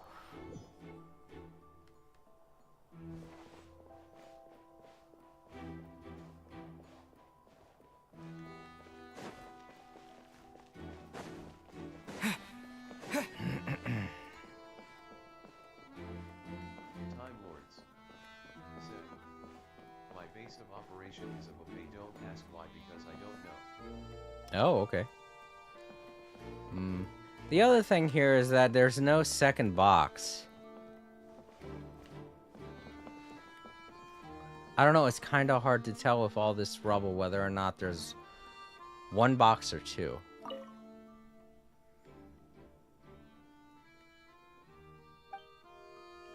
So that means wherever they took the missing girl Halls, they also took the box with them. Because she's supposed to remain in the box so that she doesn't know what happened with the magic trick.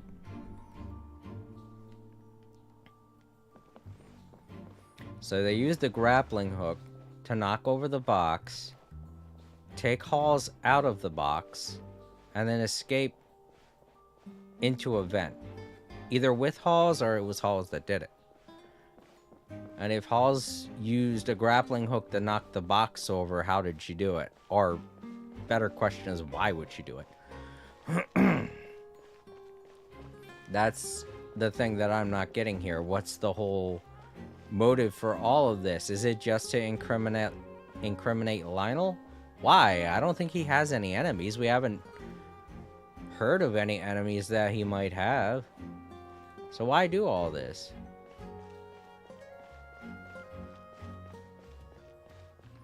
I mean, the police and everyone is investigating because they feel that the whole reason to do all of this was to kidnap Halls, but they're all operating under the assumption that Lionel did it, or Lenny did it, to kidnap Halls. Wait a minute. Do you hear that?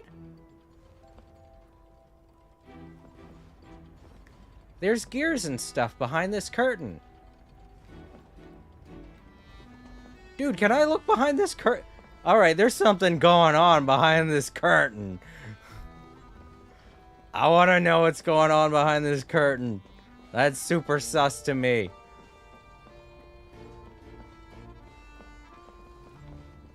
Damn it. That's definitely suspicious.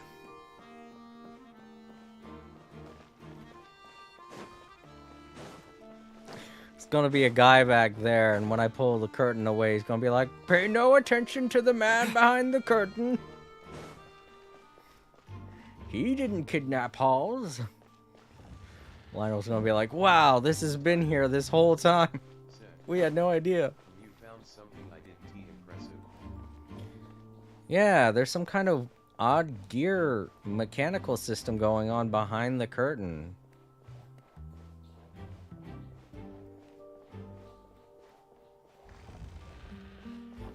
And I can't get to the third floor. There's a second balcony, but there are no steps going towards it.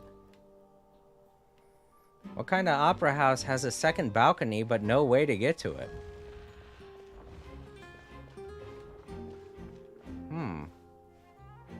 Unless that's not a second balcony. Nope, okay, it's not. It's just,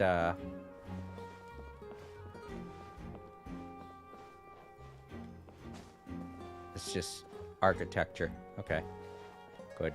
I was about to question all kinds of stuff. Well, this is as much as I could find. The most suspicious thing so far is the whole fact that there's a bunch of gears and stuff rotating back there. I think I'm going to take a bit of a break. I have to use the bathroom, so I'll be back in about 15-20 minutes. I'll find a place to sit down. Can I sit in these seats? Yes, I can. Alright, I'll be right back, everybody.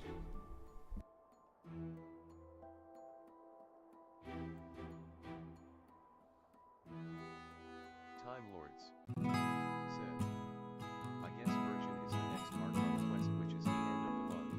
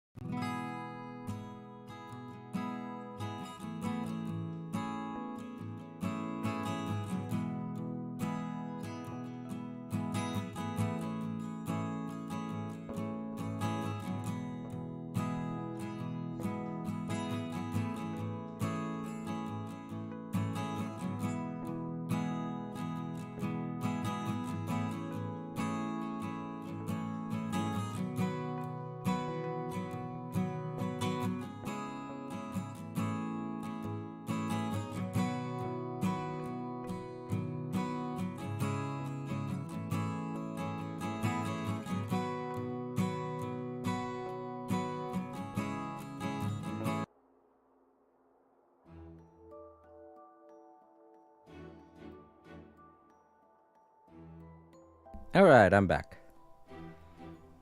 Okay, that didn't take as long as I thought it did.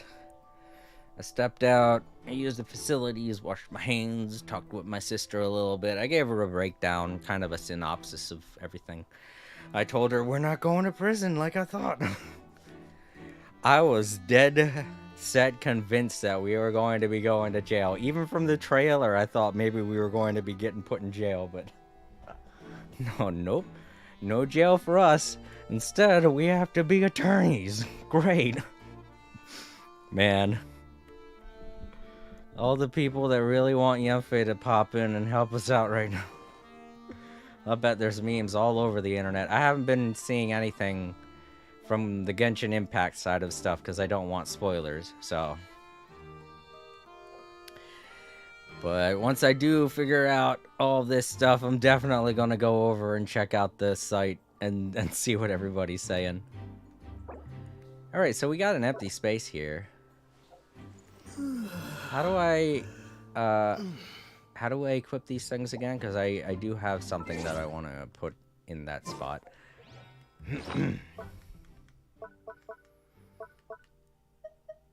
I still think it's weird that we were able to unlock that one thing, but we never used it. Alright, equip. No, not like that. I don't mean like that. I want to equip it into a thing. Time Lords. Into a slot. More fun that way because escaping jail would be tiresome. I guess, but I did kind of think that we were going to be doing that. I felt like that was this was the point in the RPG where we would go to prison. I don't feel like the Sumeru prison that we were locked up in was all that significant, you know? It seems like in every RPG, whenever you're thrown in prison, there's something drastic that needs to happen for you to break out, but with that instance, we were put in there. We wanted to go in there. It was part of the plan. Usually when an RPG character goes to prison, it's not part of the plan. Oh, how do I put things into... quick swap. There it is. Oh, that is the characters. Okay. I totally forgot that was the characters... thing. Alright, well, let's put this there instead. Damn it. Time Lords. Said. Raiden tried to send us to jail as well. There, now we can get more wood. Well, yeah, she tried, but she wasn't successful. There were like 3 instances where we were capable of going to jail. In Mondstadt when we stole the lyre, in Liyue when we were accused of killing Zhongli, and in Inazuma because, you know, we're not part of Raiden Shogun's eternity. We're an unforeseeable event. We have to be arrested. But all those cases, we were never put in jail.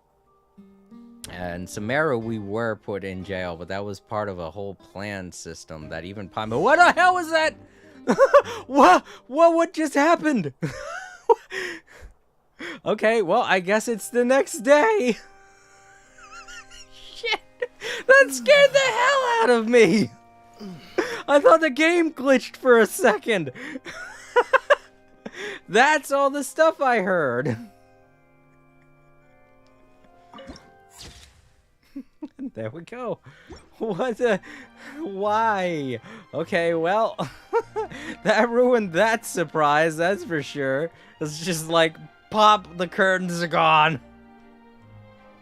I thought I broke something for a full-on minute. Holy crap. Crazy. I'm leader ally running across the water to get to my destination. Ugh. Alright, so I think we just have to participate in trial? Where's the trial? Where's the trial? Where am I? Where? Fontaine. There. Where am I at?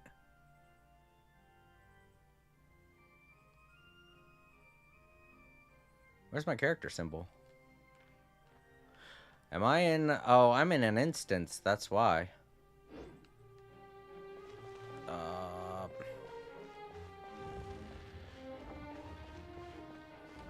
Let's go take a look at all that new stuff that just popped into place. Okay, that's where we go. Alright, good. Because that surprised the hell out of me.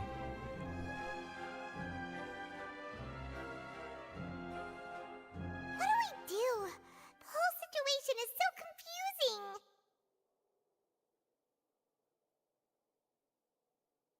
Good plan. Impossible things don't just happen. We'll get to the truth one way or another. Just relax. Even if everyone else suspects Lenny and Lynette, at least we will be supporting them from the stands. Besides, I doubt Farina understands any more about what happened than we do. Thanks, Navia. Well, we'll be going then. Best of luck to you.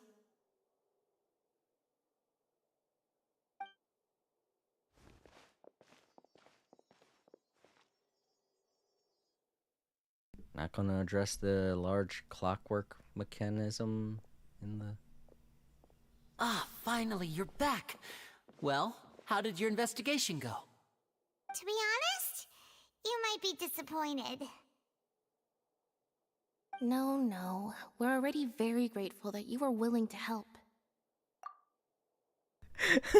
I thought she was about to say, no, we're already very disappointed. Well, now, don't you all look disappointed? Don't tell me that your investigation came up empty-handed. That was to be expected, of course. The guilty can never produce proof of their innocence. But don't let that stop you. I shall be terribly disappointed should you, my most anticipated foe, concede so easily. Since both parties are present, I declare that the trial regarding the magic show incident is now in session. Firstly, in order for the audience to understand the causes and results of the incident, could we please have Mr. Linney explain the trick? Yes, of course. I will explain while Lynette demonstrates on stage. All the necessary items have been prepared.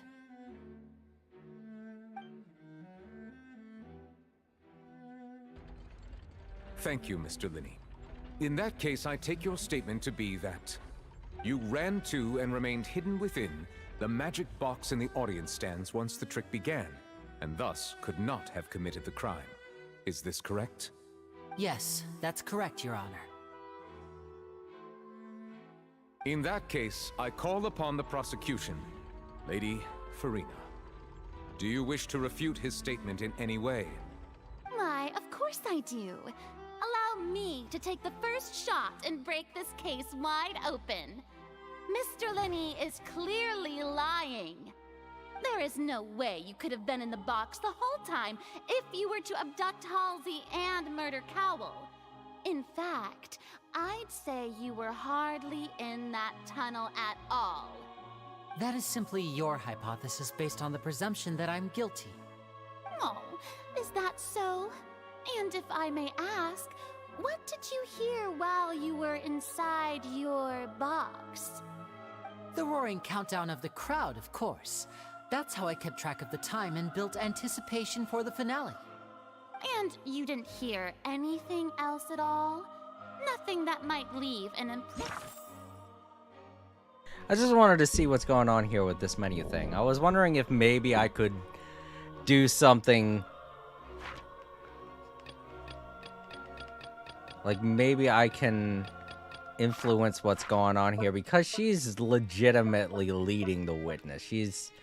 I feel like I could step up and be like, I could be like, objection, she's leading the witness. She's legitimately trying to put words in his mouth and everything.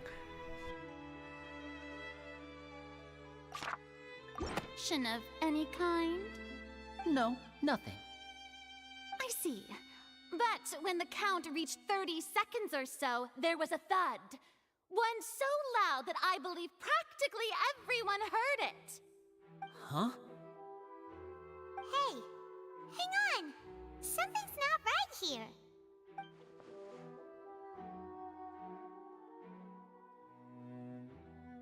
Yeah, I'm sure he could have heard a noise that loud from inside the box.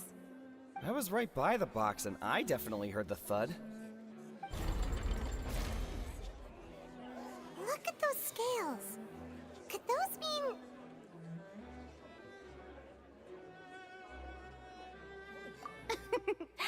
Well then, ladies and gentlemen, allow me to use the words of the magician himself. You never know what can happen in the blink of an eye. Indeed, it seems his alibi can also collapse in the blink of an eye. Of course, I have armed myself to do far more than smash your alibi. Confidence cannot go unfounded, and my foundations are rock solid. Tell me, aren't you and Lynette actually from the House of the Hearth? The House of the Hearth? Whoa, hold on. They're Fatui? What?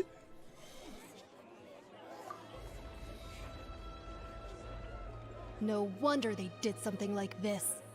So the serial disappearances were the Fatui's doing. Now it all makes sense.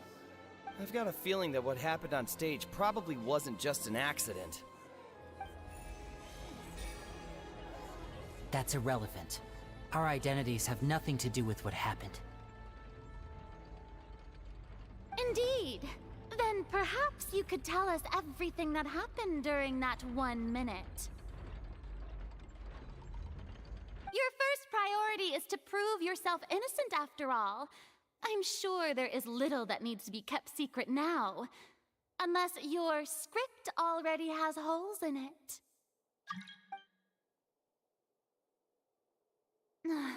The Outlander is speechless. My, oh my, don't they look flabbergasted? Now comes the infighting and discord, I suppose. This was almost too easy. Good thing I made all those preparations. Seems the all-nighter I pulled last night is really paying off. Hey, Linny, why didn't you tell us this before?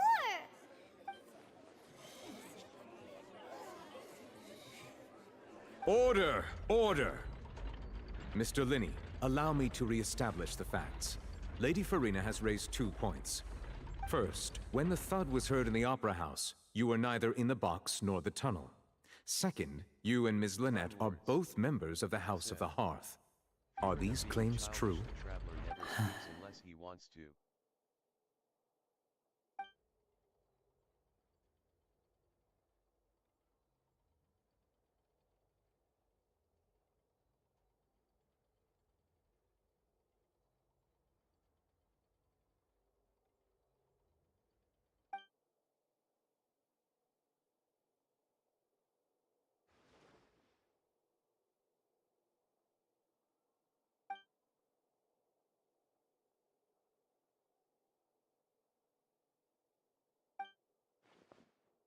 Please answer my question, Mr. Linney.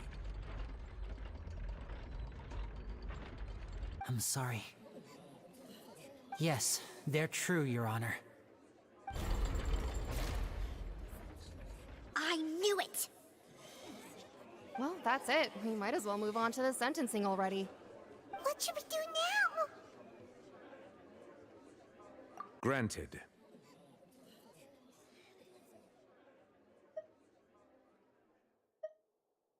In that case, what is your request?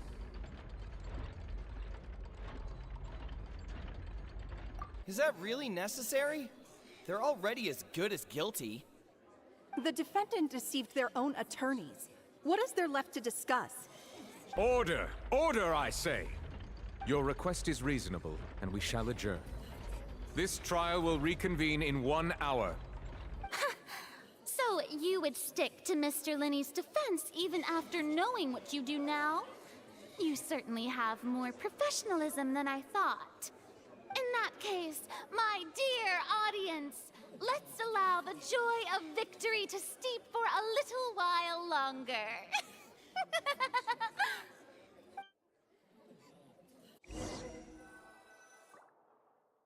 Time Lords said. This jury is adjourned.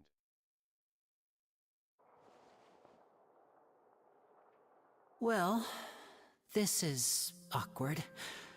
I didn't think the Hydro Archon would dig all that up. I'm sorry, Traveler and Paimon. Yeah, sorry. Ugh. Paimon doesn't know where to start. We trusted you two. We based our entire reasoning on the assumption that you weren't bad guys. Not to set the wrong tone or anything, but Paimon's really mad! I'm very sorry. I know you're angry, and reasonably so, but please, let me explain. I know you've clashed with the Vatui several times before. I wouldn't be surprised if just hearing the word is enough to make you upset. But our organization is very, very large, and the Harbingers have very different personalities and goals. Right now, we want to save people. As many as we can. That's right. I'm sure we're on the same page when it comes to this nation and the disaster that its people might face. I knew if it weren't for our respective identities, we could become good friends. That's why I didn't wish to flat out lie to you, but chose to hide some details instead. The truth is very important, but being completely transparent about everything would see us spending more effort than we need to.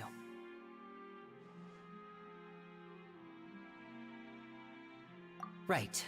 So, you be the judge. Heck, if I were you, I fear that I'd even struggle to trust me at this point.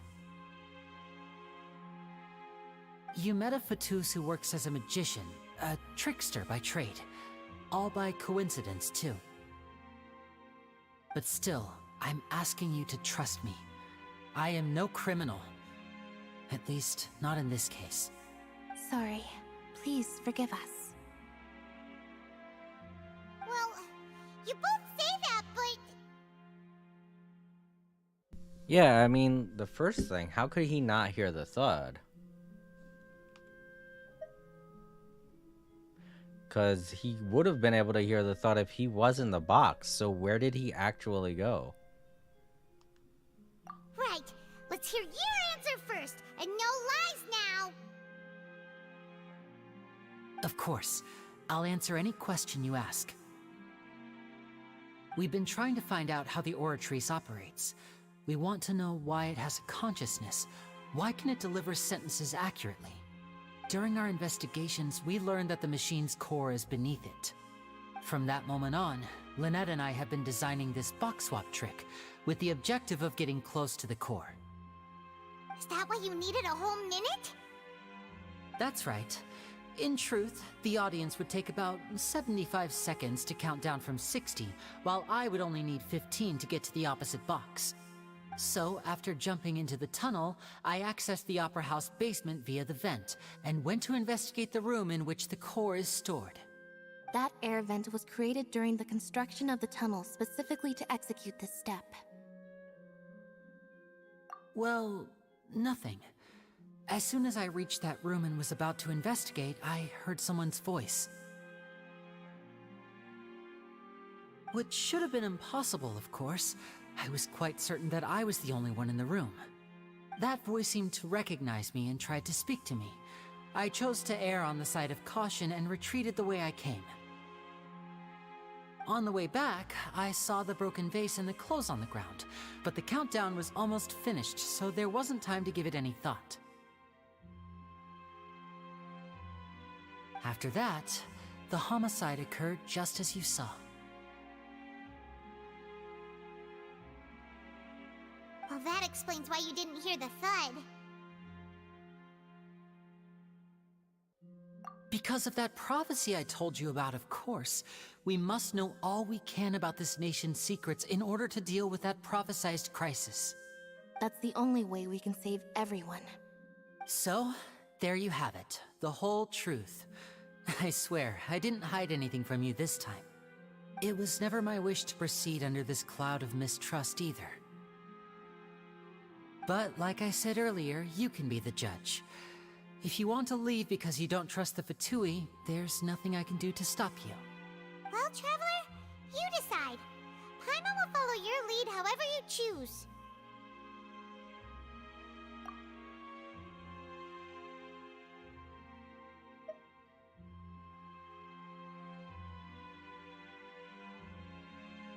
Okay, thank you. Thanks for giving us a chance. The current problem is that the scales are tipped pretty badly against you two. If we want to refute the Hydro Archon's accusations, we're gonna need a seriously watertight defense. Huh?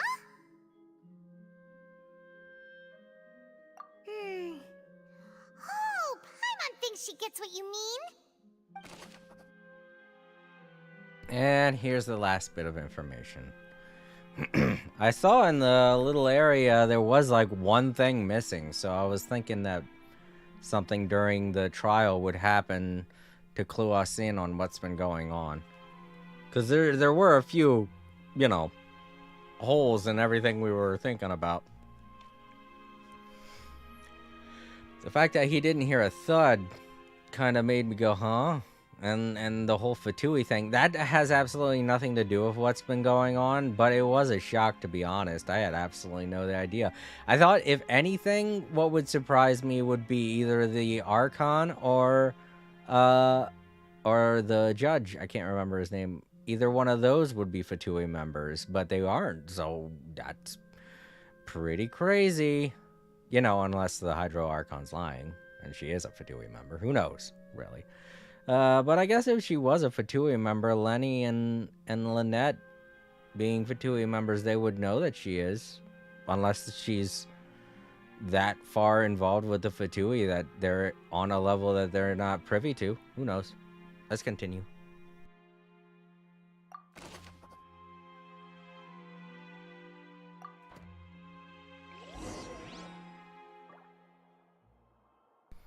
Okay. Crazy trial going on here.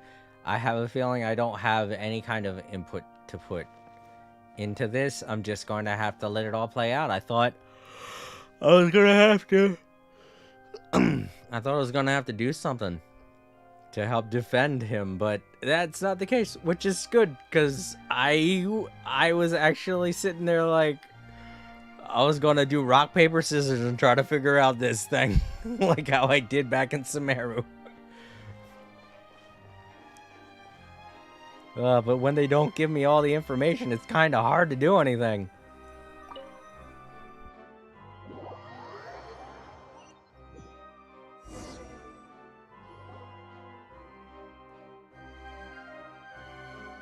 Both parties have returned to their positions. Let us continue the trial. When last we left off, Mr. Linney acknowledged the new evidence presented by Lady Farina as fact. Therefore, Lady Farina may continue stating her reconstruction of the events. That took long enough. Now then, if everyone would lend me their attention. At this stage, let's revisit that scene from Linney's perspective. Okay. Now we get to do stuff. Great. I was worried. Oh well. Based on the opposition's account of events, you can identify loopholes in their statement. Use evidence and clues you've obtained during the investigation to refute any erroneous assertions of fact and replace them with new inferences. Use your refutations to convince the audience and obtain more support from the people. The oratress will display such shifts clearly. When you find and refute all incorrect content, you can complete the cycle of refutation and unveil the truth. Alright, so we got something just like with Sumeru, where we gotta try and find the real answer. As the countdown began, he entered the tunnel.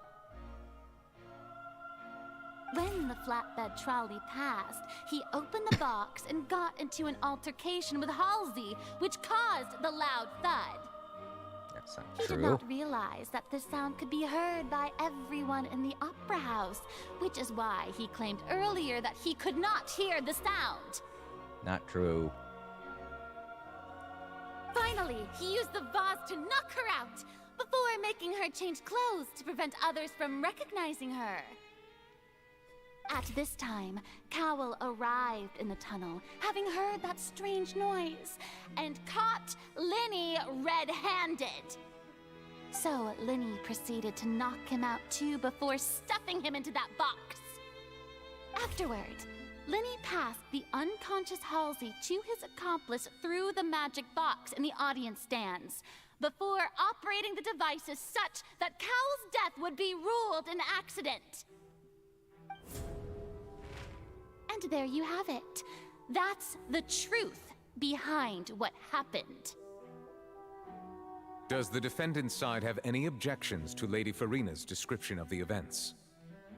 The key to refuting Lady Farina is the order of events, what Linny experienced, and what he saw.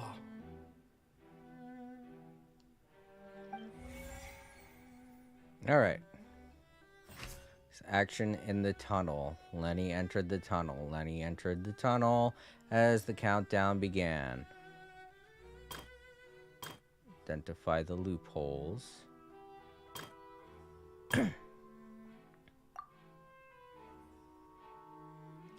Lenny claims that he headed to the chamber containing the Oratrice core upon entering the tunnel, and did not witness the crime taking place, and thus did not hear the thud. Well, I can't say that because the Oratrice is something that he's not supposed to investigate. No one left the opera house during the magic show, and after the incident happened, only those who had their identities cleared by the guards could leave. Lenny claims to have heard a mysterious voice within the chamber. Nope, he's not supposed to be in the chamber. Can't use that. The clothes belonging to Halsey, the lady who went missing, were found in the tunnel. The reason for the remains unknown. Lenny must have been very confused when he saw them. Strange sound during the magic show. During the switching performance, there was an audible thud that many audience members heard.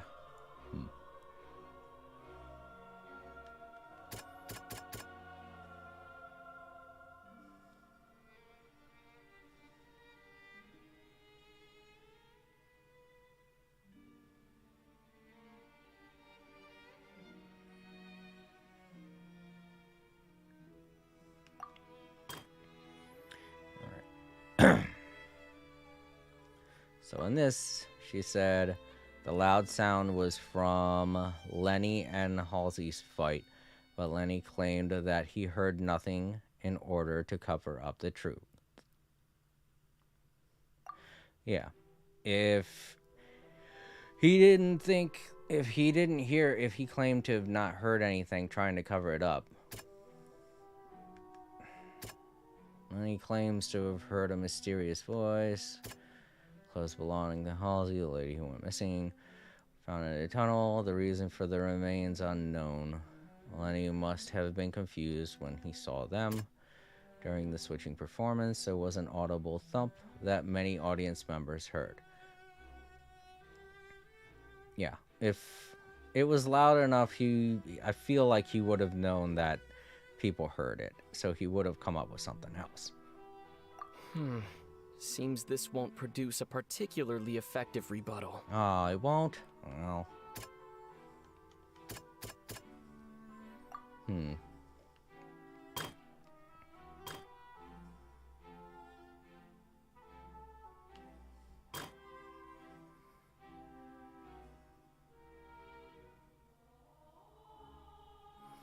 Well, he was shocked about the clothes.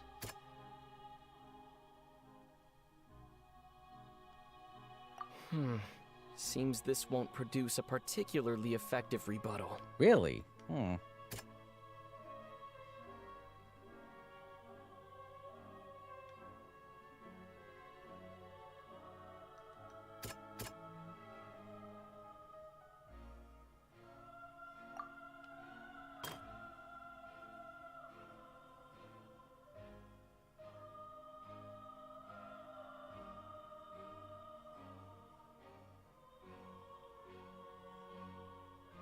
Indicates that when Lanning returned to the tunnel, the crime had already taken place.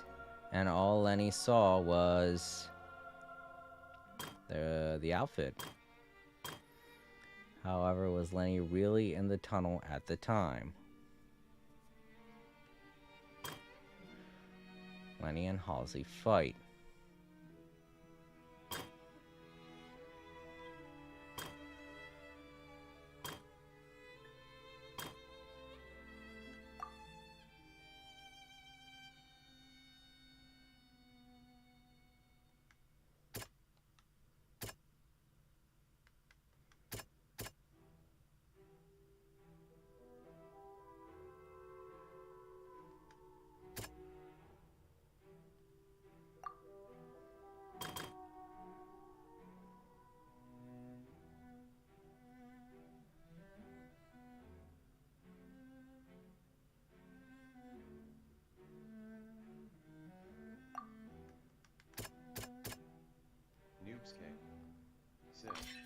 Lenny did not take part in the underground altercation. Yo, 4K. He only witnessed traces of the aftermath. Yeah.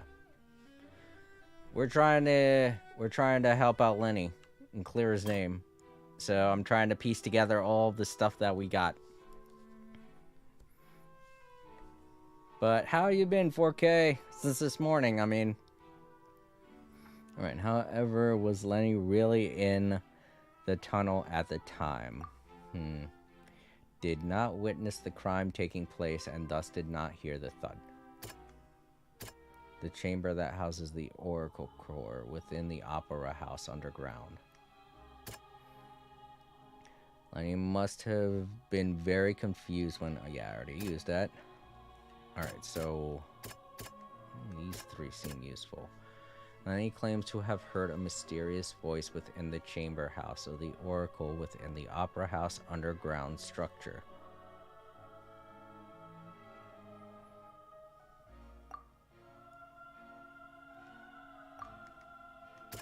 It wasn't, he was in there. Lenny went to the room that contains the Oratrice's core. This is the actual truth. Yeah, but I can't say that because he's not supposed to investigate the Oracle, so it's weird that I would be able to put that in there. Maybe when we present our case, he won't mention it. I don't know how he's going to get out of mentioning it, though. Oh well. I guess that's not for me to figure out. That's for the, story to figure out. The loud sound was from Lenny and Halsey's fight. But Lenny claimed that he heard nothing in order to cover up the truth. I feel like that would be the correct response, but let's take a look here. Yeah, that was not it. No one left the Opera House during the magic show. Well, there was no mention of that, so there we go. According to Lenny, he left via the vent after entering the tunnel. He couldn't have had that altercation with Halsey. Alright, done all I could do. Go, Paimon. Ace Detective Paimon has something to say! When the countdown started, Lenny did indeed go into the tunnel. But he immediately used a vent to access the Opera House basement, which is where the underground core of the Oratrice is stored. Once he reached that area, he heard a voice in what should have been an empty room. Since he felt something was amiss, he returned immediately. Is this okay to be talking about, Paimon? Isn't this gonna get him in trouble anyway? I guess it's better to tell the truth. Oh, I guess it's better to tell the truth. I don't know. I feel like he'd still get in trouble for entering a spot he wasn't supposed to go to. The crime scene had already developed by the time he reached the tunnel again, and in order to complete the magic trick, he did not remain there for any length of time. Finally, he reached the surface, and that was when the accident happened from his point of view. Therefore, he's innocent!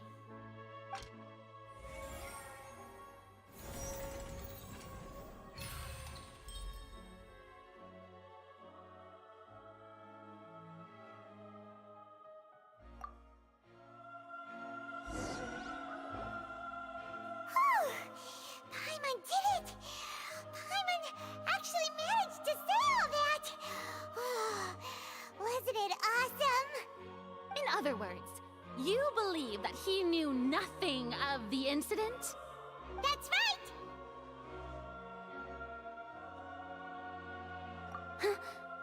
My reasoning?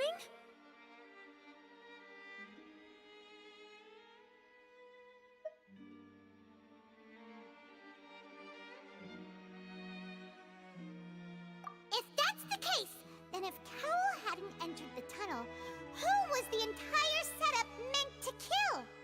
Assuming that what you say is true, Linny only needed to kidnap the young girl to cause a new disappearance case. What would the point of killing someone on stage be? Oh, they have a point. That's right, you tell them! And that's why they're partners of mine. They've managed to turn things around. Oh, well, your denial is very strident, I'll give you that. But what proof do you have to back your claims?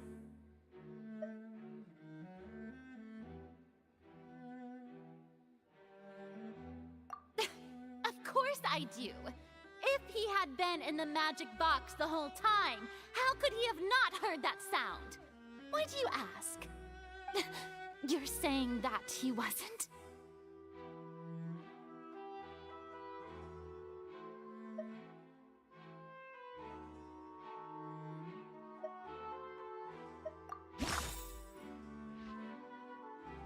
Okay, now we gotta figure out which one of the clues her statement actually confirms.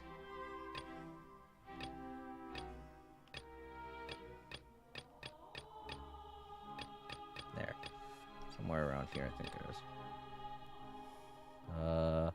The tunnel vent looks like it could allow one person passage. Barely. But leaving along, with the missing lady seems an unrealistic prospect. They say that those are all irrelevant. Okay, these seem to not be irrelevant. Let's take a look here. Entrances and exits to the Opera House. No one left the Opera House during the magic show. And after the incident happened, only those who had their identities cleared by the guards could leave. During the switching performance, there was an audible thump that many audience members heard. Oh, I see. The ones that I can use are in gray. Okay. Halsey is a missing person. She's a famous painter and came to watch the magic show in order to take a break from her own creative work. She isn't known to have been entangled in quarrels with any of the members of Lenny's magic troupe. I mean, that's true. She has nothing against the magic troupe. Why would he kidnap her?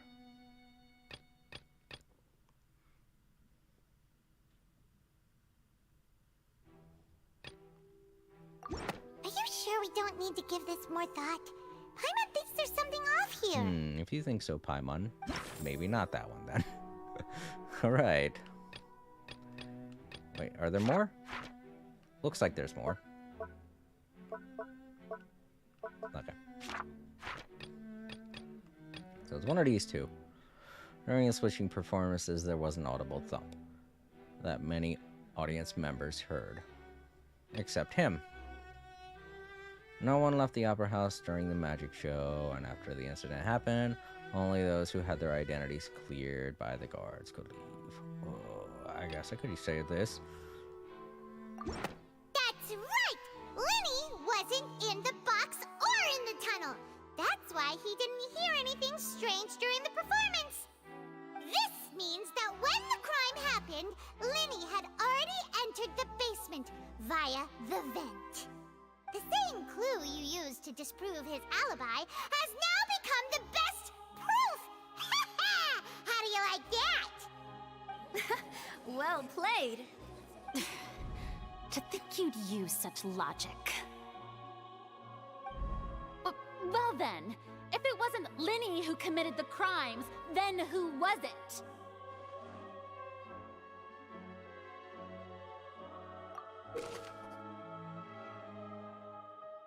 Alright, now this is the part that's going to confuse the hell out of me. I know that for sure. Because not even I can figure out who the heck did it, and or even why this whole thing had to happen to begin with. Select the answers to fill in the empty gears to verify the correctness of your deduction. If you have made mistakes, you must make another selection from the remaining options. Once you have answered all the questions correctly, you can complete this logical chain. The guards... Okay, well, I don't have a timer. I hate how this sounds like there should be a timer. The guard's investigation report indicates that the fireworks released near the end of the show ignited to burn through the rope suspending the water tank above the stage. This caused the water tank to fall and kill Cowl in the box below. Okay. If Lenny is no longer under suspicion, only the other members of the troupe would have been able to tamper with the props. That's true. So it would either be Lynette or Cowl himself.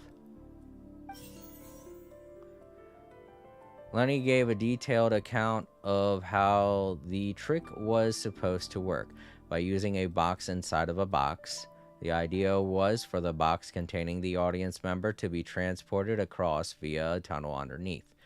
And Lenny himself would also use the tunnel to get to the other side. Yeah, by running on foot. Having changed her outfit, Lynette and her assistant would take charge of on-stage interactions.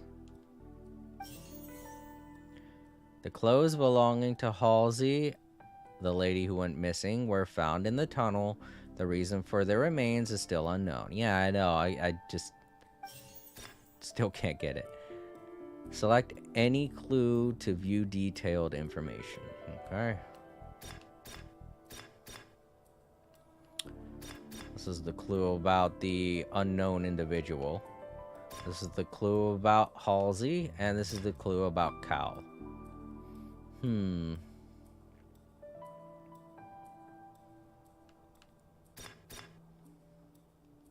Could there have been a third person involved? Is that really a possibility? It seems like a possibility, but how would he get out with her if there was no room? Plus, we know that the vent doesn't go anywhere outside of the building. So the only two people that were in the tunnel were Halls and possibly Cowl, who could have probably gotten in there the couple of minutes that that Lynette was inside of the box. Not couple of minutes, couple of seconds. And I mean, Halsey would have had to come up from somewhere. Maybe it was Cowl. Maybe he just miscalculated. But then where's Halsey at?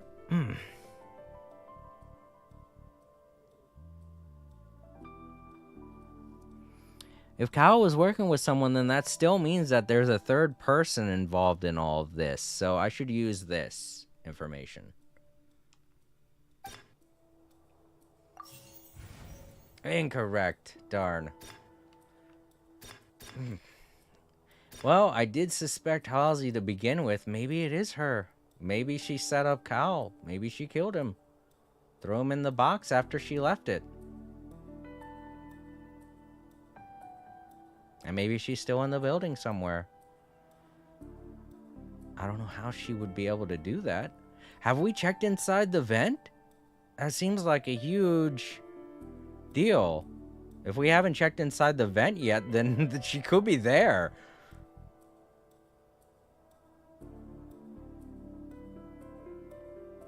Halsey is the missing person and an ordinary audience member. Or did she have her own scheme all along?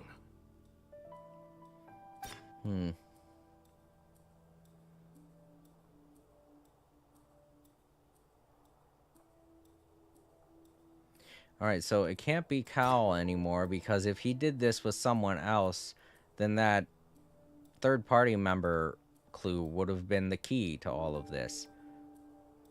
Because otherwise, I don't know why Cowl would do this if he's really that stupid. And I don't know where the heck Halsey would have gone. Or why she wouldn't have tried to find others, like the police or anyone like that.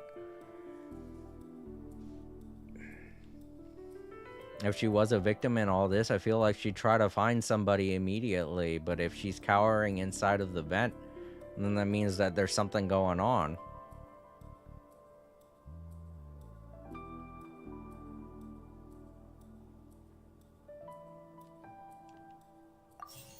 Oh my god, it was Cal? What?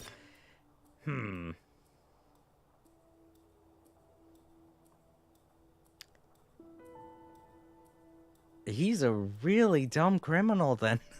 He got himself killed. This seems so weird. Why would that? So it's just a case of him fucking up? That's so bad. I don't like that.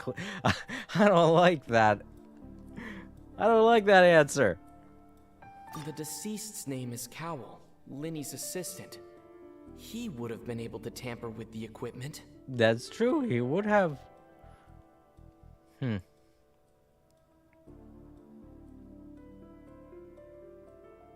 Maybe he was trying to kill her and she got away. So then where is she? She's just hiding in that vent like a dummy? Oh, she was so traumatized she ran and hid inside of a vent. Why would she do that? I don't know. This whole logic seems skewed now.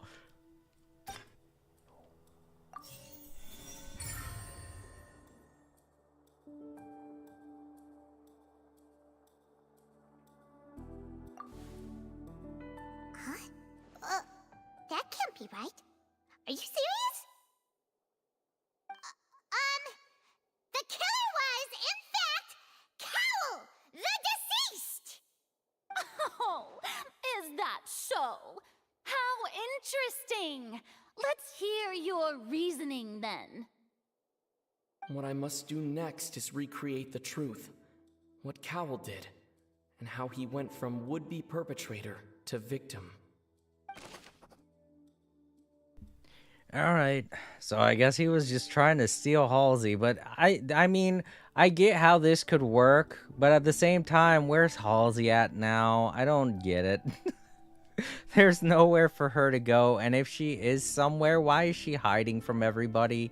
It seems weird. Did she leave in a different outfit? Maybe she was working together with him and he didn't, and that whole thing with him dying didn't mean to happen, and now she's escaped because she has a new outfit. I don't know. Alright.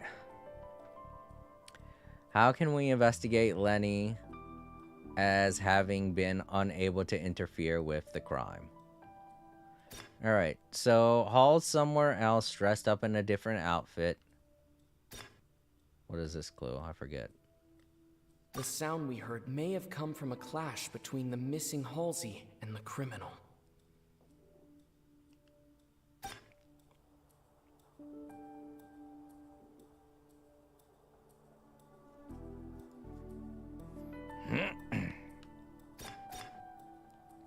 It would have been tough for both people to fit into that vent. They would likely have bumped into Linny as well. Yep. Linny was not in the tunnel at that moment, which gave our criminal ample time. No one entered or left the Opera House through its entrances, so where would the criminal have wanted to take Halsey? Halsey's clothing was in the tunnel, so there must have been some fear that she would attract attention. The deceased's name is Cowell, Linny's assistant. He would have been able to tamper with the equipment.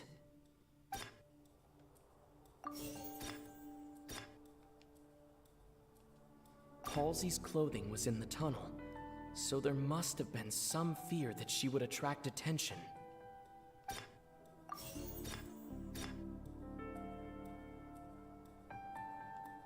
The sound we heard may have come from a clash between the missing Halsey and the criminal.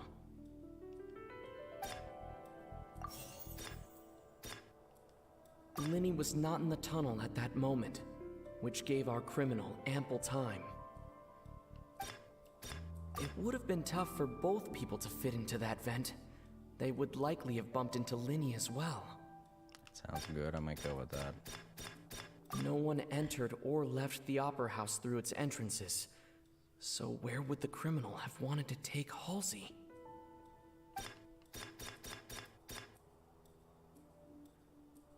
It would have been tough for both people to fit into that vent.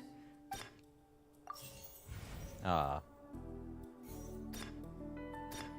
Alright, so the thing with Cal, that was real. That was a thing.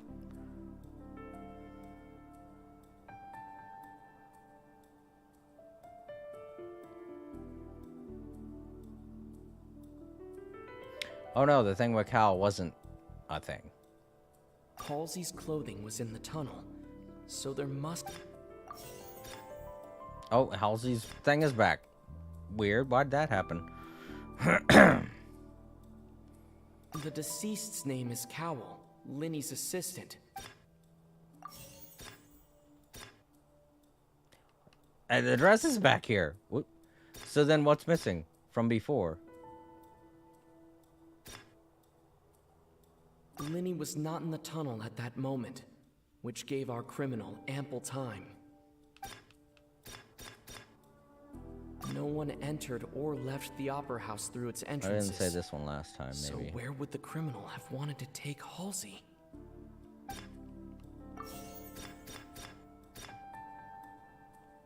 The sound we heard may have come from a clash.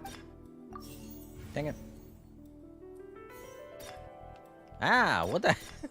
Why is there even less now? I don't get this. Linny was not in the tunnel. Alright, let's try just throwing some stuff together, because I'm The not. sound we heard may have come from a clash.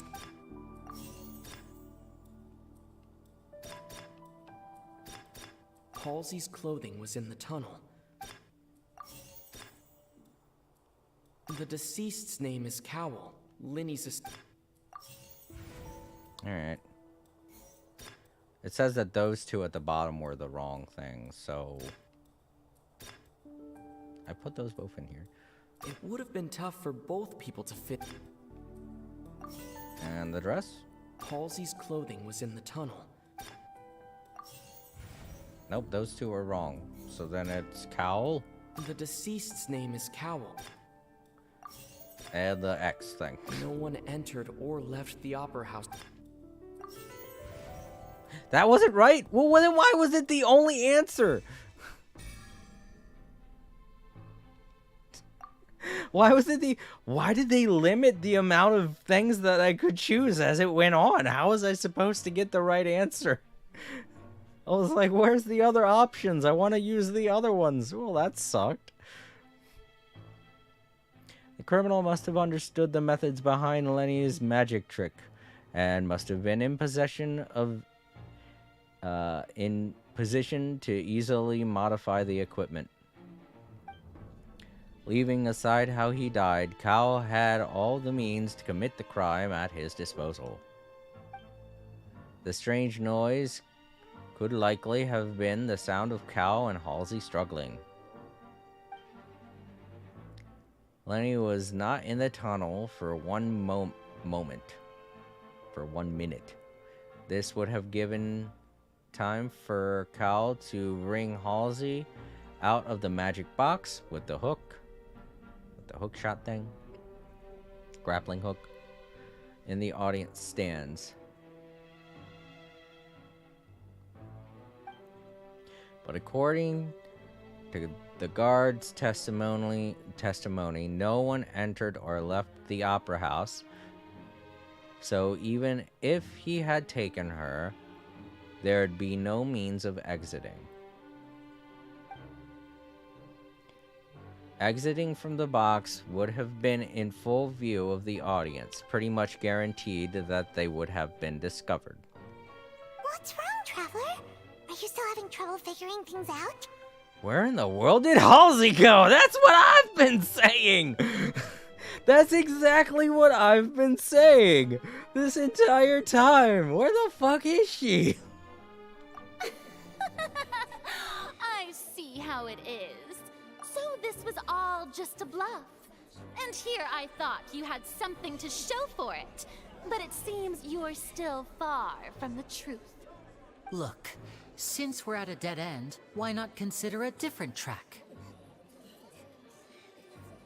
Just like the trick as it transpired, the end result must have been utterly different from the magician's initial design. If only we knew how Halsey disappeared. Well, that would be nice, but the tunnel only has 3 exits, and none of them seem very likely. And it's not like this is a magic trick where you can just make a real live person disappear. You know, like you did from that water tank, Lynette. Huh. The water tank fell on top of the box, escaping from the water tank?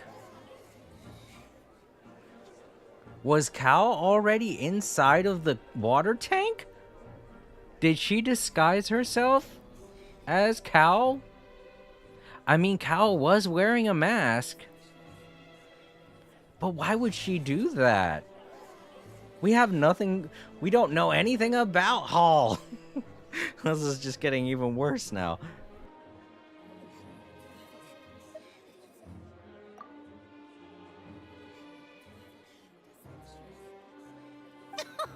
Excuse my interruption, dear opponents, but do you not see that the crowd is growing impatient? There is no greater sin in this opera house than an awkward delay in the performance.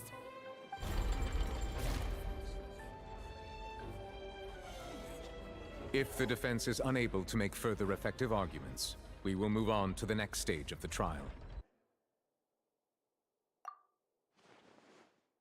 Linny was not in the tunnel at that moment, which gave our criminal ample time.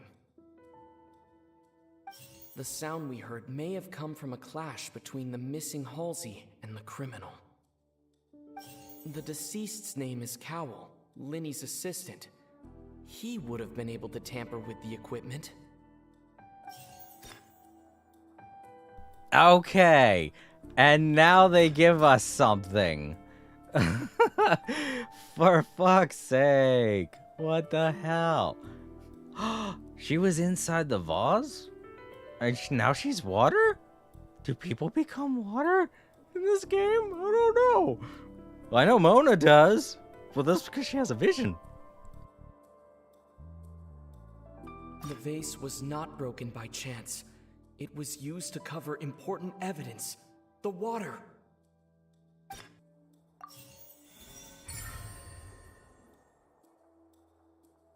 So it literally didn't matter what I chose, and what a mindfuck. They're sitting there like, oh, you gotta choose the right thing, and then, no, it doesn't matter. We're gonna give you the answer after a whole nail-biting situation. Paimon gets it! It all comes together if Halsey disappeared instead of being kidnapped. Lynette escaped from the water tank, vanishing gradually and leaving only clothes behind. If there's a similar method where a person could be transformed into water... Oh, just a moment, please. I do hope you know how preposterous you sound at the moment. How could a person ever be transformed into water? This is reality we're talking about here, not some magic trick. Do you guys know who it was that was holding on to both Lenny and Lynette's visions?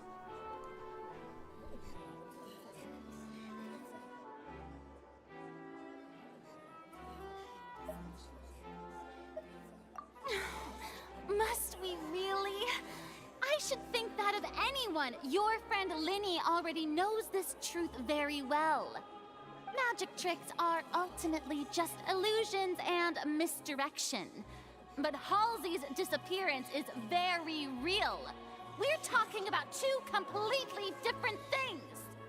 Even so, I trust the Traveler's judgment. The truth must be out there somewhere.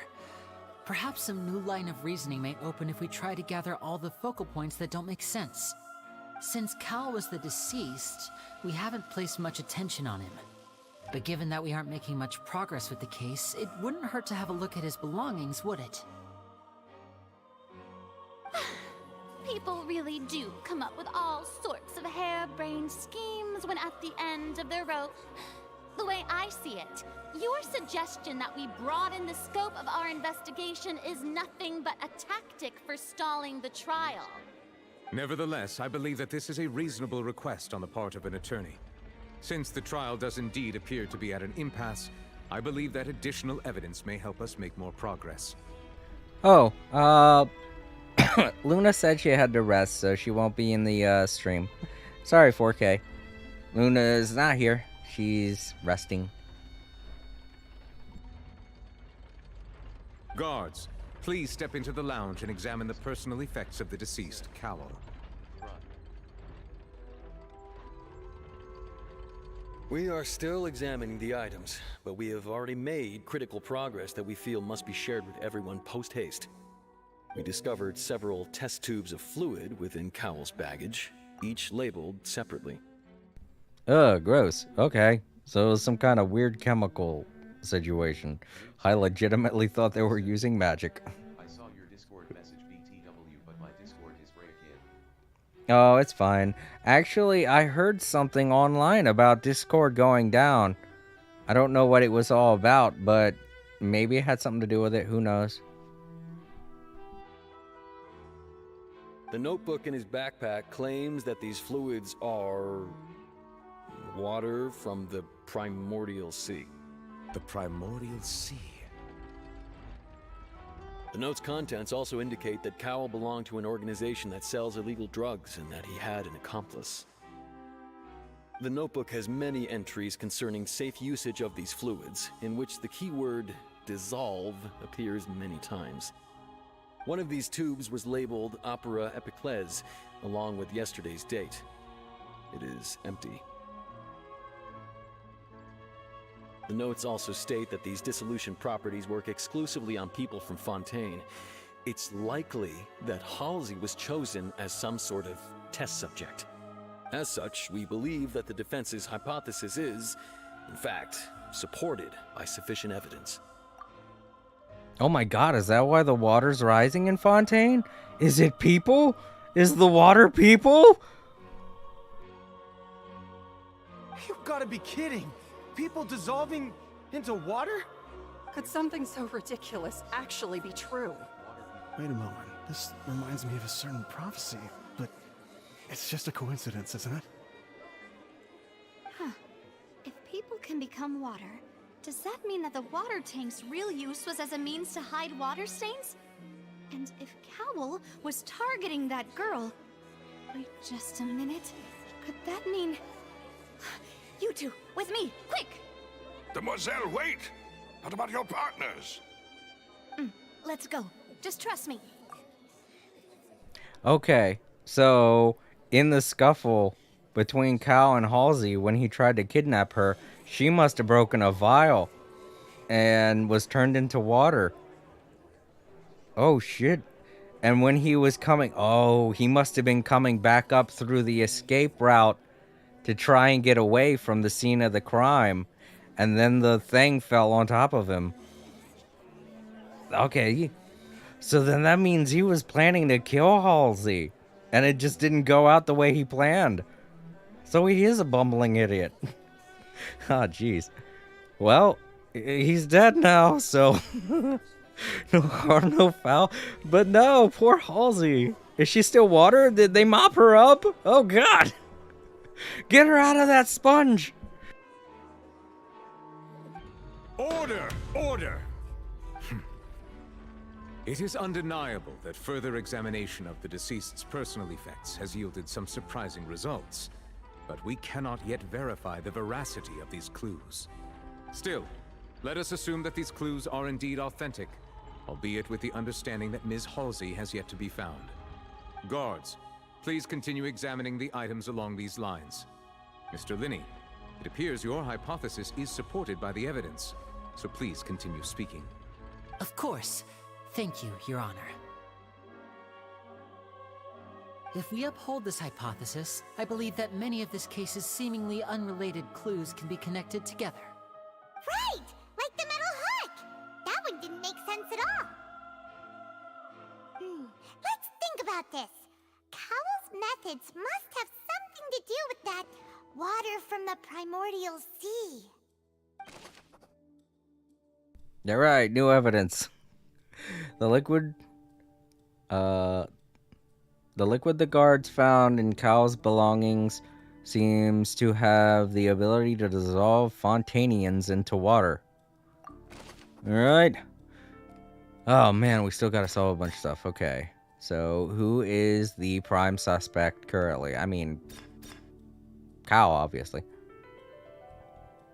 The deceased's name is Cowell, Linny's assistant. Okay, that doesn't change.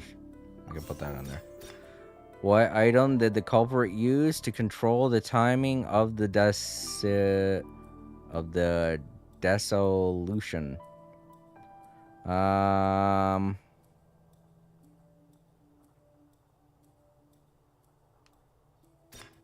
The rope, because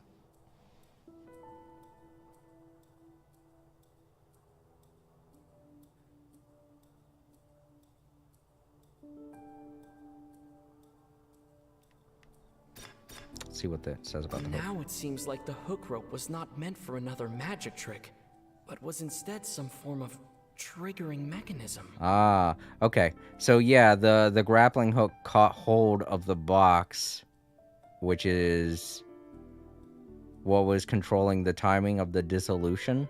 Okay, so he had planted some stuff in the vase. That's why the vase was broken. Okay.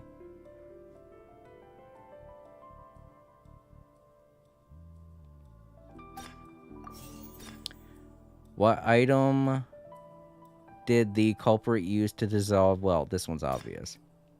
The water from the primordial sea should already have been prepped before Halsey entered the magic box. Yeah. So he put the dissolving water in the vase, and he probably suspended it, okay, with the hook, so that when the box went across the hook, it would break open the vase.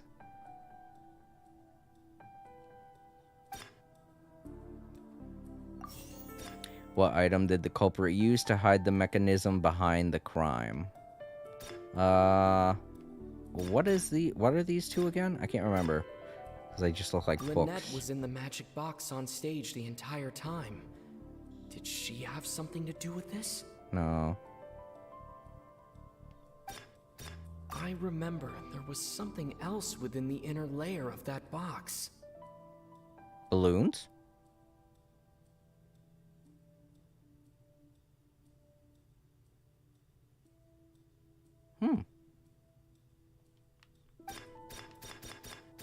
The rope that held the water tank up was lit by the fireworks and snapped. As such, the focus here is on the water and not the tank.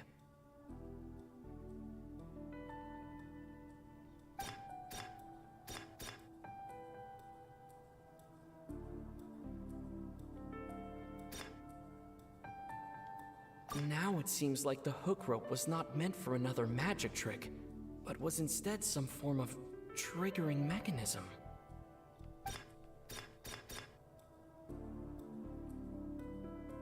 I remember there was something else within the inner layer of that box. The balloons.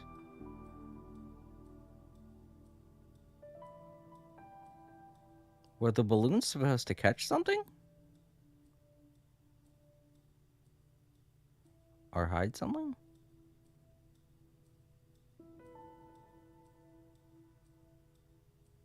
Did he put something above the box that he had to hide? With the balloons? Maybe the hook? Did he fill up the balloons with this stuff? Instead of the pot? Well, then why is the pot broken? And why... I mean, we didn't touch the water, so... I mean, we're not Fontanians either. If we would have touched the water, nothing would have happened. Maybe. Yep, it was the balloons.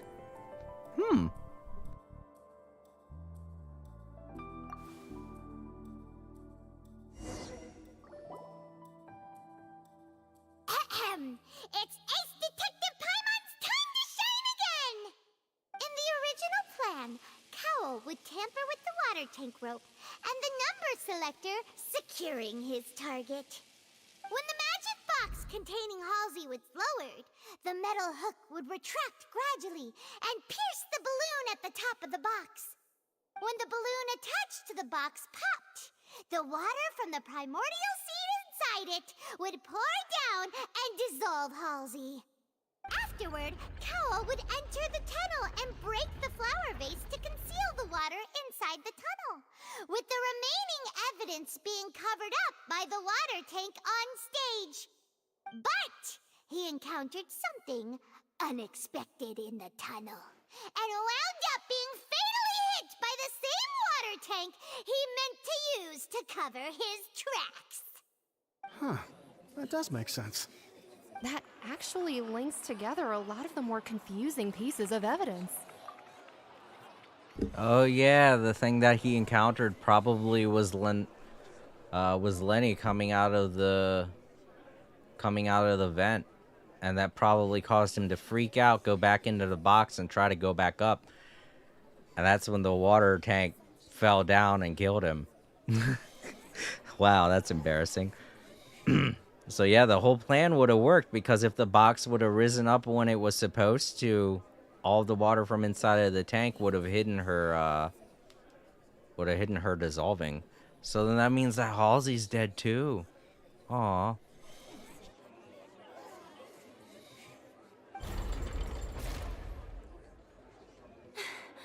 Oh dear, what do I do? Even I think they sound convincing now.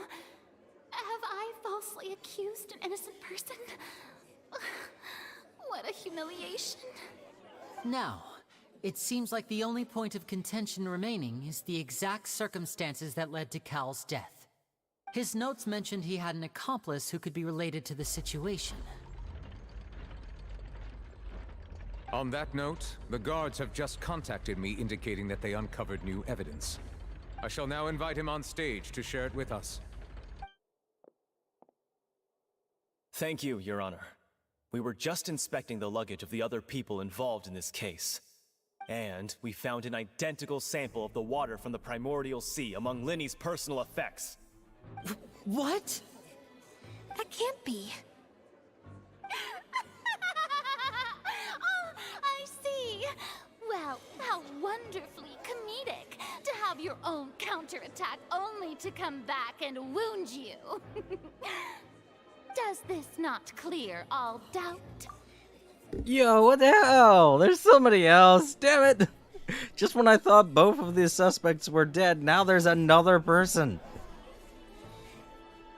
My dear citizens, my loyal audience, allow me to present my reasoning and bring this performance to a swift close.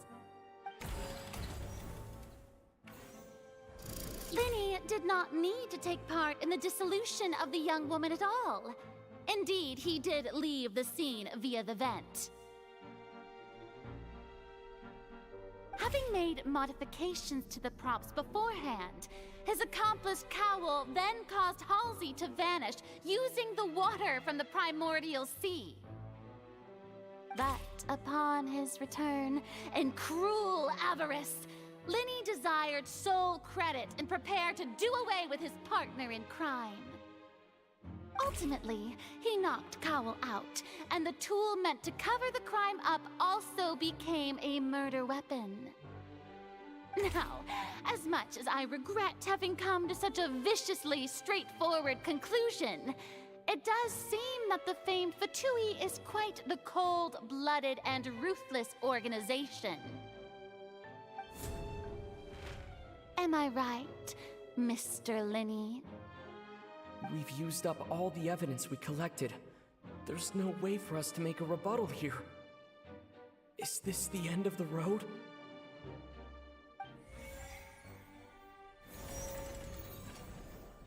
Oh no! Paimon can't think of anything either. It doesn't look like there's any way around this. Seems using the water as new evidence was too good a move. Why did this have to happen now?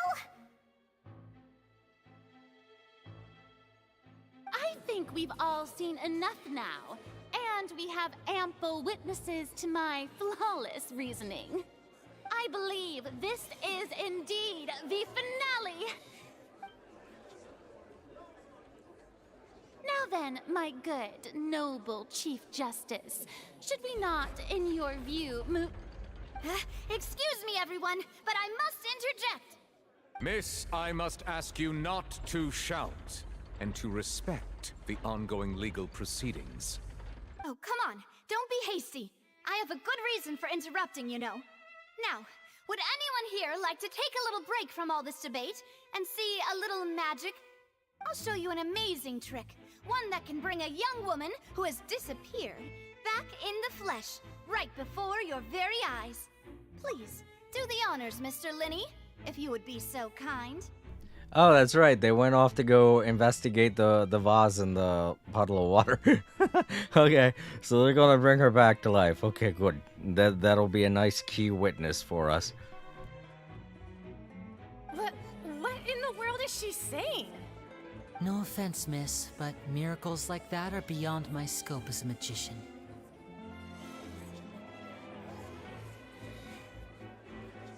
Come on now, don't be silly. Magic is all about misdirection, isn't it? It often conceals the truth while presenting a fascinating illusion. But once everyone believes the illusion, can't magic reveal the truth to them once again? So I'm guessing that the reason why he has some of this disillusion water is because he uses it on his sister in order to perform his magic trick. Dude, if it means going to jail or, you know, revealing your magic trick, I feel like at this point you should have done it because you've already revealed one magic trick. You might as well come clean about having the water for that reason. And wouldn't such a trick be the most marvelous finale to today's performance? Come on, Linny and Lynette. Give it another go. Don't worry. Spina di Rasula has made the necessary arrangements on your behalf. But, as the magic makers and stars of the show, I think I should leave the final performance to you. I understand.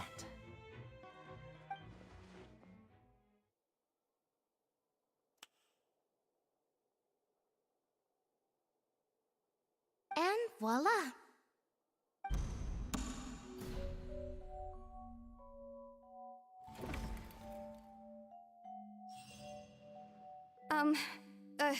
Sorry for the interruption. Wait, isn't that Halsey? So the whole thing about people dissolving wasn't true after all? To be clear, I'm only here because this person told me that if I testified, the merit of doing so would lessen my sentence. Okay. I was hiding outside this room listening to the proceedings because I was afraid that I would be the one put on trial. I was just feeling happy that no one had noticed me, and then before I knew it, she caught me. That'll teach you to underestimate us three. Where should I begin? I'm sorry. I'm the one who killed Cowl. I admit it. What? Why? Firstly, my name isn't Halsey. It's Lillian, and I'm originally from Mondstadt. I heard that Linny's show was gonna be a real thriller, but I missed the chance to buy a ticket, so I stole one. I thought so. She is the thief from the beginning of this story. That's how I make a living. I steal stuff here and there. And I'd never been caught before. But I was noticed at the harbor a few days ago, and I barely got away. Linny was the one who caught me in the act. Hey, no wonder you look familiar. So you were the thief! Liddy even mentioned that you were pretty skilled. Well, and I thought that would have been the end of it, but then the number selector chose me. He even mentioned the Fortress of Meripede. That's a prison, isn't it? So you can imagine how shocked I was. I thought he was onto me for sure. Ah, okay. So the whole thing about dissolving in the water wouldn't hold anything either because she's from Mondstadt. She's not She's not a Fontanian, so she wouldn't have dissolved in the water. Huh. So I played along with the show while looking for an opening to flee, but then I got water poured on me for no reason, and then someone jumped into the tunnel to nab me. I wasn't going to take that lying down, so I knocked him out and stuffed him into the box. There was nowhere to run from there, though, so I had to change my clothes and hide in a box containing performance costumes. I slipped out after the first guard arrived at the scene and continued hiding inside the opera house. Okay, so that's why the boxes were a clue and why we had to investigate them, because she was hiding inside of them. We should have opened them. I don't know why that wasn't, you know, we were supposed to investigate them, and when you investigate something, you open it. Why didn't we open the boxes? Stupid. Stupid traveler. Can a person even hide in there?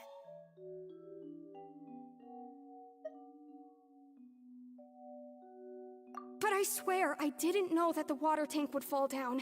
Really, I swear it. Had I known that, I wouldn't have put him in the magic box. I may be a thief, but I'm no killer. Well, that makes everything pretty clear now, doesn't it? This time, we need to tell the entire story from Lily-Ann's perspective.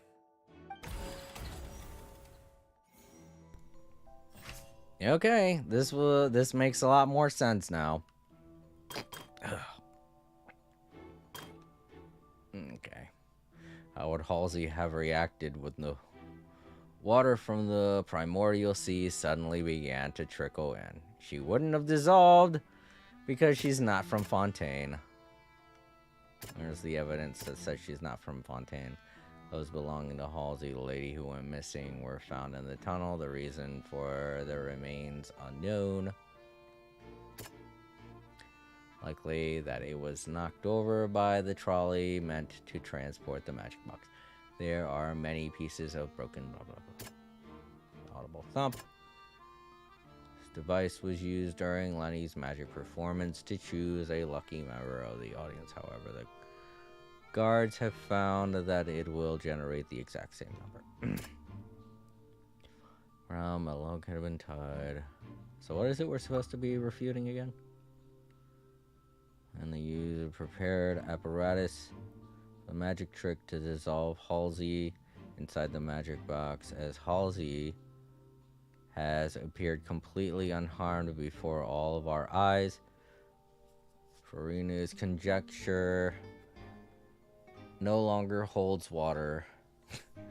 And how would Halsey have reacted when the water falls from the primordial sea suddenly began to trickle in?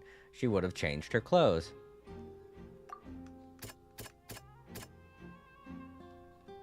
Oh. Seems okay, maybe not. Alright, so maybe that isn't one of the things I'm supposed to change.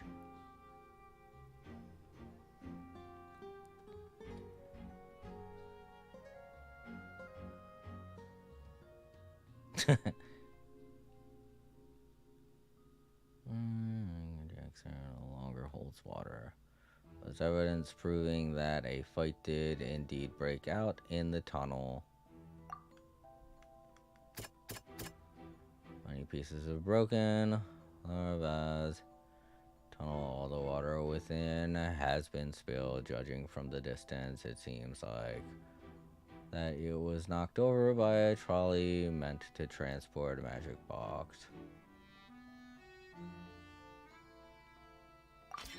The flower vase was not broken to cover anything up, but it was smashed during the struggle between Lily-Ann and Cowell. Yeah, because she's like, yo, why are you trying to grab me? Hits him over the head with a vase.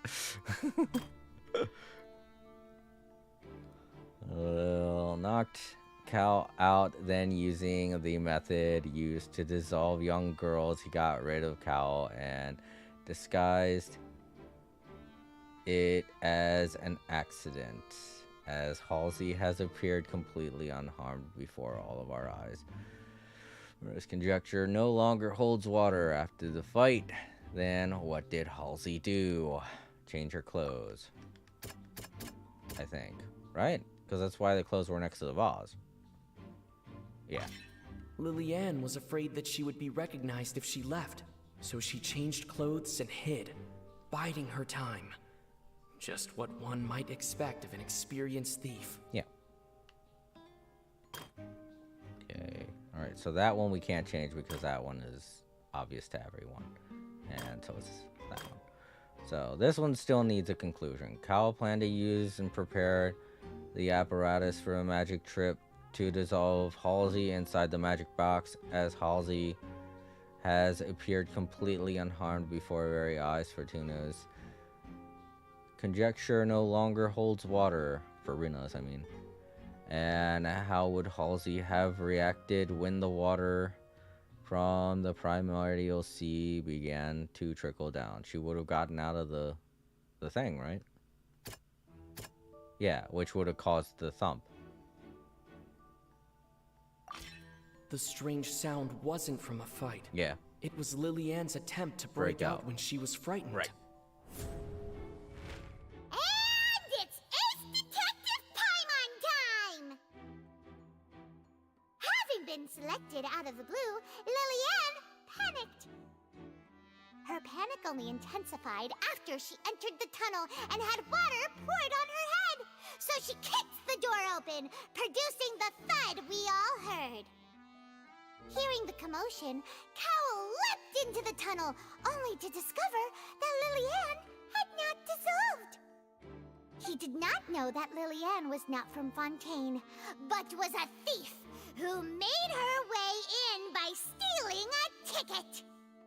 Mistakenly believing that the water from the primordial sea needed time to take effect, he tried to force Lillian back into the box. The two broke the flower vase during the struggle, but Lillian came out on top, knocking Cowell out and putting him in the box. With no way of escaping, she changed her clothes and hid in the costume trunk until the performance ended. Ah, geez, Time Lords, I hope I'm not spoiling anything for you. I'm back craving a red velvet cake. That's great, man. But we're right at the end of the trial. All of this is definitely spoilers, dude. I hope I'm not spoiling nothing for you.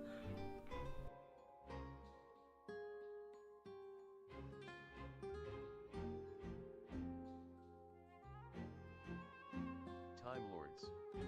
Seb. I completed the main Archon quest. Oh, okay, good.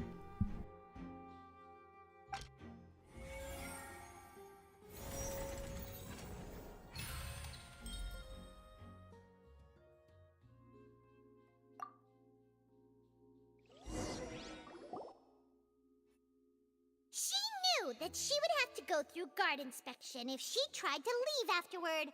So, she has been trapped in the Opera House these last 2 days. She had already become desperately hungry by the time we were chatting over macarons. So, she swiped 2 of them right under our noses. Talk about a sneaky thief. That's why Paimon was so upset. We're sorry, Paimon. We didn't mean to accuse you of being selfish. It just seems like something you would actually do. At this point, all the events that happened in the tunnel have now come to light. Ah, so that's the whole story. Bravo! Bravo! Now then, Lady Farina, do you wish to speak against the defense's statements? Please answer the question, Lady Farina. Also, if I may add, the trial has not yet ended. As such, I request that the prosecution not leave the room before the proceedings have concluded.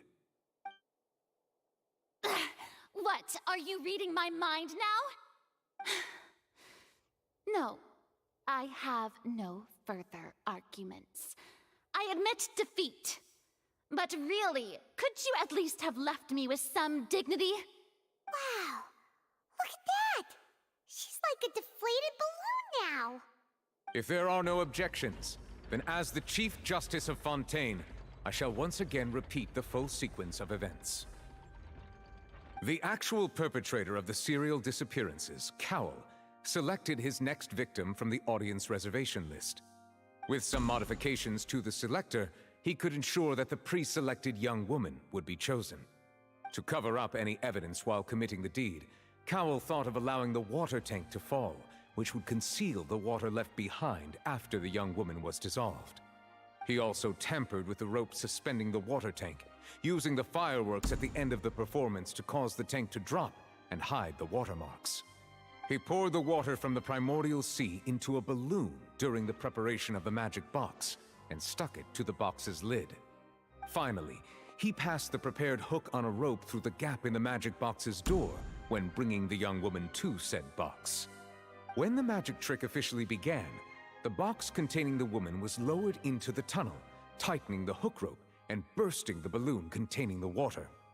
If all had gone to plan, the young woman would be dissolved at this time. However, Lillian was not from Fontaine, and thus fled the box with a loud noise. Realizing that there was trouble, Cowell entered the tunnel and met Lillian. Thinking that the waters had not yet taken effect, he decided to proceed. However, his opponent was more capable than he thought, and he was overcome, knocked unconscious, and placed into the magic box, and thus became his own final victim. Lillian, according to her own statements, then changed clothes and hid until the performance ended, before hiding in other parts of the opera house. As for Linny, he was in the underground structures within the opera house, and was thus ignorant of these happenings. From this reconstruction of events, we can conclude that Linny, the accused, is in fact innocent. While there is much in Linny and Lillian's conduct that should still be investigated separately, this case, at least, can be handed over to the Oratrice to make the final decision.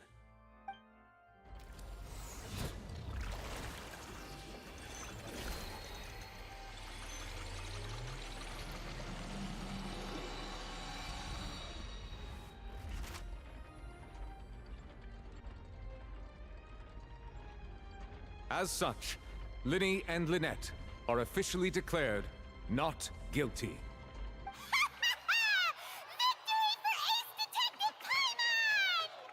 Great work, partners. Thank you all. Thank you so much. Next, I think we deserve an explanation, Guard Vaughn. How did you find the water from the primordial sea in Linny's baggage? Right! Your discovery caused me to make a serious mistake, you know.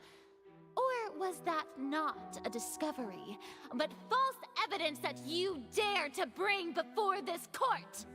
I suspect that the accomplice mentioned in Cowell's notes was not Linny, but you, yes?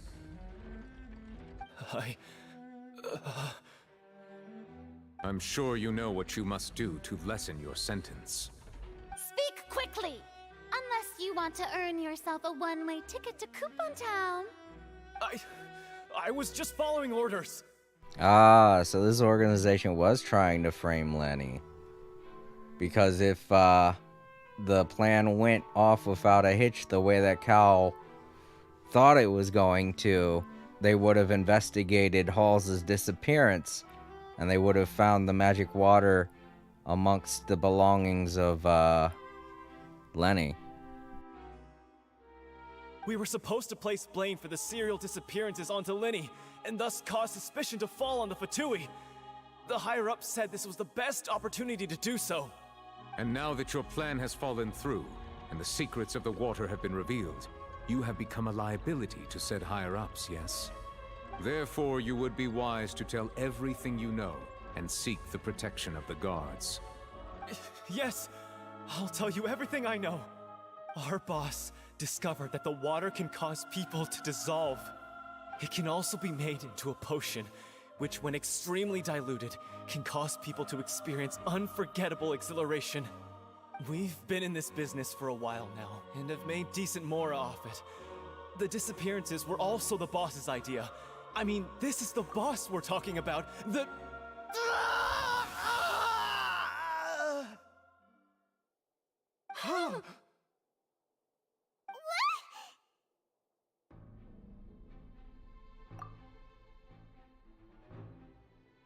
And now he can no longer talk. Such ruthlessness. I shouldn't have expected any less of them.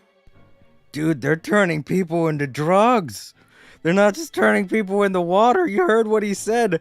They're using it to experience an unequal euphoria. The water that the people turn into. They're using it as drugs. An outrageous act. All present, please submit to inspection immediately.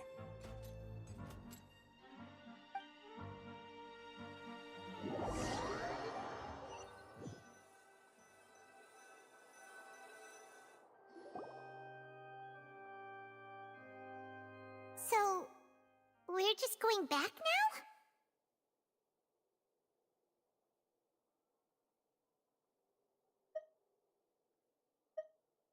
That's true, but...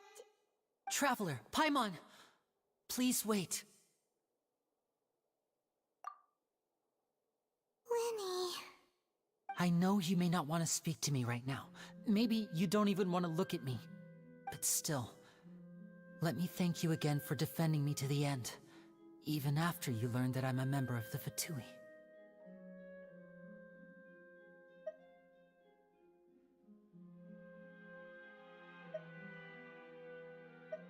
I guess. But regardless, I'd like the opportunity to set things straight. I didn't approach you with any ulterior motives or ill intent. I've spoken to you as myself, just plain Linny this entire time. As for why I'm a Fatus, it's because the goals of the House of the Hearth align with those of an orphan like me. That's all. That was how Father, who you might know as the Knave, approached recruiting us back then too. The Knave? The one who controls the House of the Hearth? She's your father? Oh, right. I forgot that one of the Fatui members is named Father. That's right. And since we're here, I was wondering, would you mind hearing a story? It's about my past. Back when our parents first died, Lynette and I were left wandering the streets. To survive, I took to surreptitiously observing an older street performer who did magic. It took me several days to figure out how he pulled off his amazing tricks. I took my sister through several streets until we found a crowded corner, and we began to perform magic tricks there. To my surprise, we proved to be pretty popular, and we could at least stop worrying about where our next meal would come from for a time. But I didn't want my sister to remain a street rat together with me forever. Before long, an aristocrat came to me and claimed that he wished to take us in after watching my performances. So you went from orphans to nobility just like that? That was how we felt at first too. As if fate was on our side and we could say goodbye to those painful days.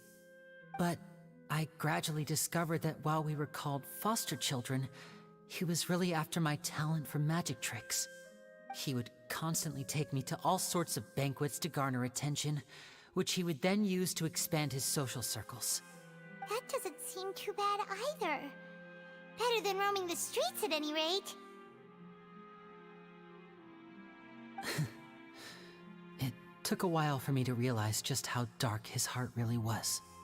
After one particular performance at a banquet, I discovered that Lynette was not on the same return vehicle as me.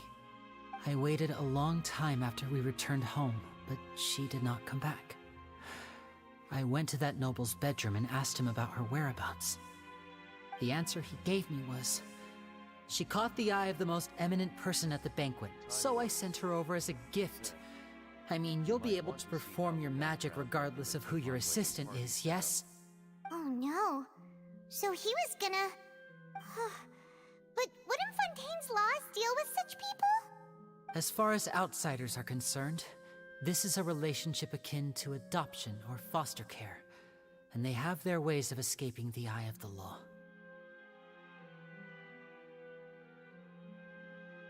I managed to ferret out the location of the mansion of that so-called eminent person and hurried through the night. But by the time I leaped over the walls, avoided the guards, and made my way in, all I saw was the moonlit ground covered in blood. and the knave, standing there in the darkness. So, she'd already taken care of that guy. That's right. She had rescued my sister before she could come to any harm, and had even discovered several girls hidden in a basement, all of them orphans. Father, I mean, the knave, might have seen something in me, and so she made me an offer. The House of the Hearth welcomes you, for your interests align with ours. Here, none will ever betray you. Indeed, betrayal shall never be permitted here. I was hesitant to trust her. I mean, I had just been betrayed by nobles. But she was also quick to destroy the noble who had taken us in at first, giving us back our freedom. Oh, so that's how the two of you joined the House of the Hearth.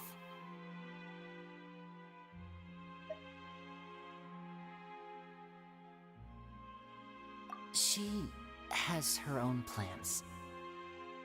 She has gained permission from the Tsaritsa to first use the Gnosis' power once she obtains it. She plans to use it to find a way to break the prophecy and save Fontaine. So, she believes in that prophecy too? That's right. The whole House of the Hearth is currently working to combat that crisis. Today's case has also proven that people from Fontaine can indeed dissolve into some sort of water, thus further supporting the prophecy. All of us house members here, Lady Arlecchino herself included, are from Fontaine. We won't give up on defending our homeland. To us orphans, the only connection we have left to this world, apart from our family, is our homeland. So, from small deeds like distributing magic pockets to huge schemes like stealing a Gnosis, everything is aimed at dealing with that prophecy.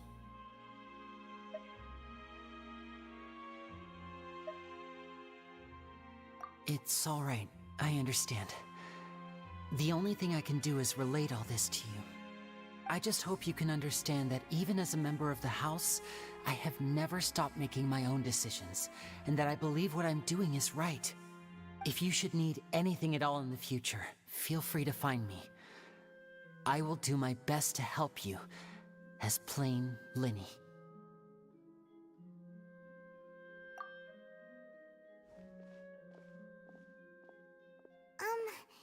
Bye,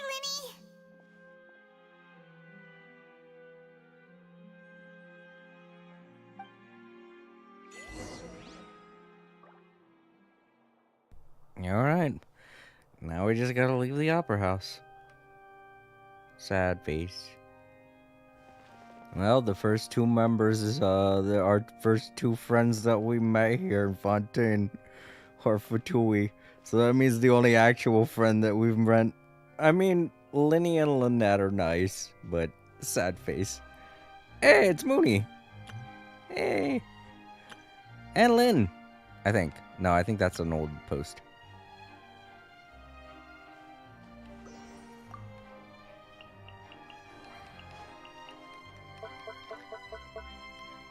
Hold on, I gotta find a good thing to message back.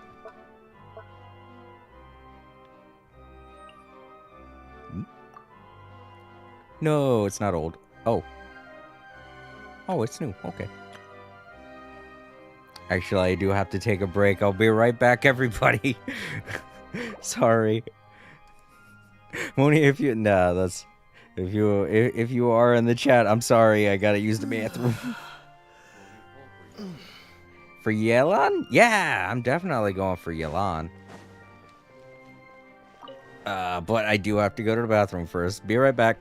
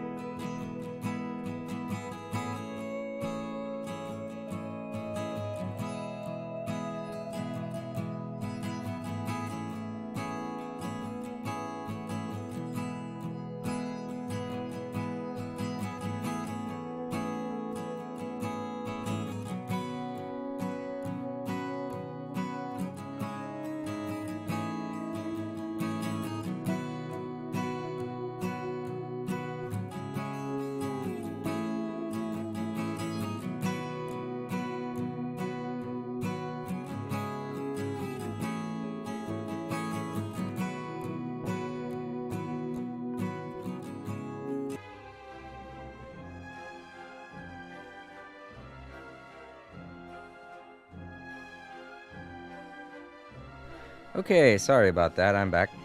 I hope the microphone's working, because apparently, I don't get why it does this. The Streamlabs is doing that thing again, where I can't see the microphone's output. With my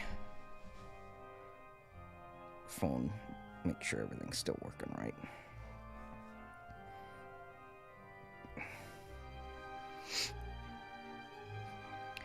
Hello, microphone, hello.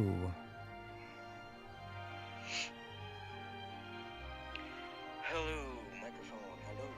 Alright, yep, still working.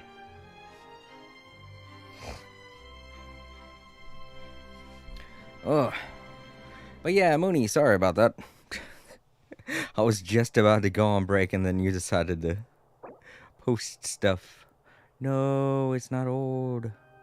D Accord. Oh, this chord.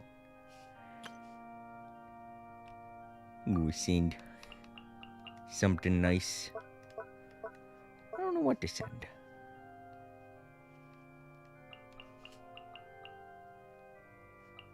No, that's me. It says mocking smile.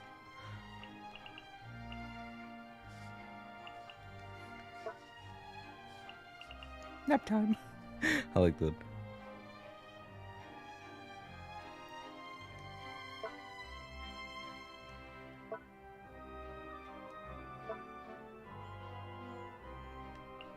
Happy birthday. Just a happy little smile. You know, send something to Lynn also. It's good to see Lynn. I wish I saw her more in the chat, but it's good to see you, Lynn. Give you a special smile too. Happy smile.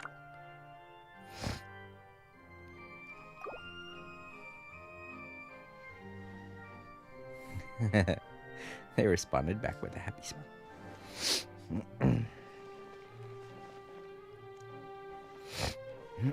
Alright, so now all we have to do is leave the Opera House, and I feel once we leave, it's probably going to just stop the chapter. Archon chapter will be done. And Mooney sent me a happy smile too. Cool. Alright, let's go. Now we can finally leave the Opera House.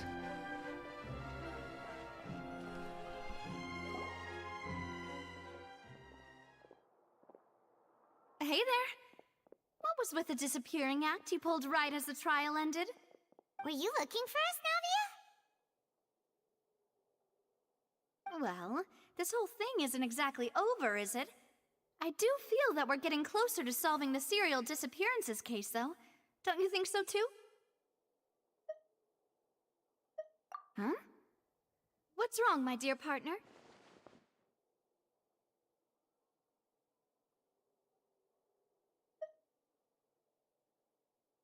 Besides, are you sure we're the ones who can crack a case that's been cold for decades now? And given that there's new evidence from the trial, there should be a trail of breadcrumbs for the Hydro Archon's people to follow now, right? Navia sounds a bit like Lisa, but she takes her job seriously. I see. Well, I won't lie. I'm a little shocked to hear that from you. But I suppose you are just travelers who have only arrived in Fontaine after all. Sorry. I might have been too presumptuous. Don't say that, Navia. Ah, and we were having so much fun investigating with you, too. It was like having new waters flowing into a stagnant mire, causing new hope to spring forth, and the reflection in the murk to become clearer. Sorry about that. I'm a bit prone to nostalgia. Don't mind me. Wait, shall we have a farewell meal? You know, to commemorate our time as partners? Huh? Do we really need to get that formal? Well, guess you really did treat us as partners, huh? Well, I'd just like to have a proper ending to every important memory. That way there are no regrets later. Anyway, it would just be a meal, so it shouldn't take up too much of your time. You don't have to twist Paimon's arm. If Boss Navia's treating, count Paimon Genshin! Oh, wonderful. In that case, why don't we return to the Court of Fontaine and head to the Hotel de Boer? I believe we'll make it just in time for dinner. Alright then, let's have our farewell meal! Yeah, alright. Act 1's complete. Offerings to Fontaine of Lucine. Sweet. Oh gosh, more stuff. And I guess that weird popping thing that we saw just then was this unlocking. And along with it, we get a wish. Yeah. See, to anyone who didn't know, the last update, the summer up, I forget which update it was. I think it was either the tournament card game update or the summer update brought about this new part to the guide. And all of us who have been playing this game for a long time have already unlocked a whole bunch of stuff in this side of the book. And so we got a whole bunch of free wishes. And that was the first time all of us have probably seen that weird animation where it did the weird unlocking thing in the to the guide. So yeah, I guess that's how we determine whether or not we've completed something like that. So what are the other ones to this guide anyway? Semi-automatic forging. Incomplete story quest. Incomplete story quest? Oh, right, for Lenny.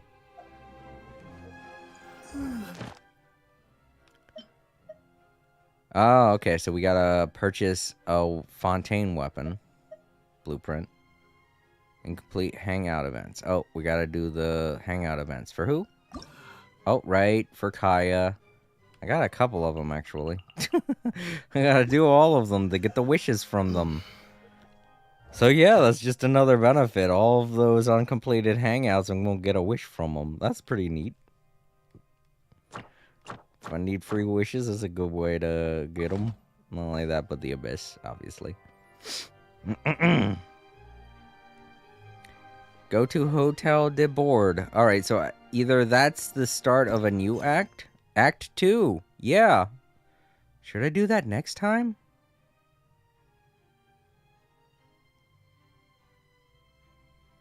I think I should do that next time. Start up Act 2. I didn't think we'd be starting up Act 2 already. Semi-automatic forging. Okay, I guess this is where we learn the forging that one lady was talking about. Right. With her hammer thing. Whatever it was. Okay. Time limits. Set. Act is the final act of. Oh, Act 2 is the final act of... Okay. Well, I guess we could do that tomorrow, because I am getting tired, and it is getting late. I'm not going to do any rolls until I have as many Prima Gems and wishes that I can get from this, but when I do roll, I'm going to roll for Yelan. I'm finally going to get her, definitely. Oh my gosh, look at that. Barbara's one of the people that you can get on these banners. I wonder if I'll finally get Barbara's final constellation. Which is weird because I'm probably not going to be using Barbara for a while since she's she's water, so I swapped her out with Tanari for the time being. Let me see, do we also get wishes from I think we do. Is it it's the first of the month. We also get these wishes. Oh dang. Oh, there we go. That's another 10 wishes. Hey. That's 11 free wishes. And a whole bunch of Prima Gem related. I'm gonna be getting so many wishes in. Yeah. I don't know. Maybe I should hold on to some of them. Maybe I should get Yelan and then just wait. I mean... Lenny's a cool guy and all, but I really don't need another Pyro character. And, who knows, there might be someone else cool coming out on the next 2 banners. Maybe once I get Yelan, I'll just hold on to my Primogems. Go to the hotel. Alright, let's find a place to sit down outside of the opera house and then go to the hotel. Wherever the hotel is. See, is it? Well, I can't tell. Okay, it's way over there. The other thing I'm going to have to do at some point is unlock the rest of the map. There's a lot to do. So much to do. Zhongli's on the next banner. Doesn't mean that he's the only banner. There's probably going to be another one. That's the one. That's the one from the trailer. The pink one.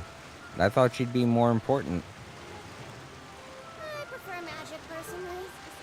Deserves to take the stage more than Lady Farina. Let's see. I guess, nope, that's not a seat. Wait, what's up with this? They want me to look at it? Oh, do we get to make wishes? Or coin wishes? I mean, not wishes. What is this? You can throw hydro sigils. Oh, this is what we do with our sigils here. We throw them in a fountain. Great. Alright, well, I don't have any right now. So, where do we get them? Do we find them? Or are they rewarded to us from stuff? Meh, who knows. Let's try to find a place to sit down. Oh, they're gonna have a lot of classical music.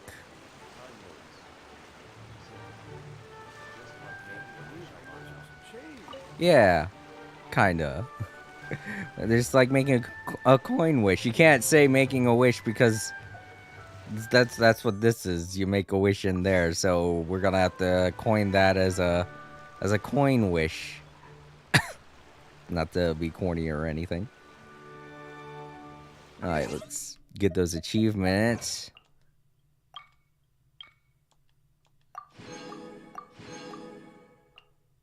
And anything else? No, don't look like it. All right. I think you told me to go to my teapot. Time Lords. Let me go to my teapot. Wishes are dreams that come true. If I remember what you said while I was using the bathroom, you said something about trying to change the team in the teapot.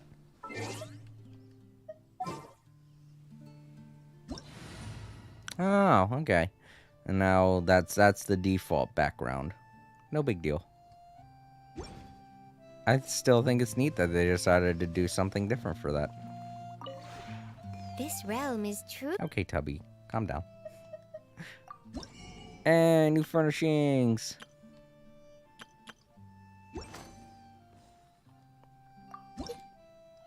Oh, that's right. I claimed everything yesterday. If you ever... Yeah, I decided to do all that yesterday. So that I wouldn't forget to do it today. Because we had a lot to do today, so I thought I was going to forget. Said, I noticed that change when I entered my teapot. Yeah. Alright, let's go back, find a place to sit down. I was going to sit in that one spot, but it doesn't really matter now. A place to sit up here? No? Okay. I guess we'll just go back to the spot where I was before. Gonna have a lot of interesting classical music. Look at this. This is a new one. Rainbow Rose. Neat. New flower.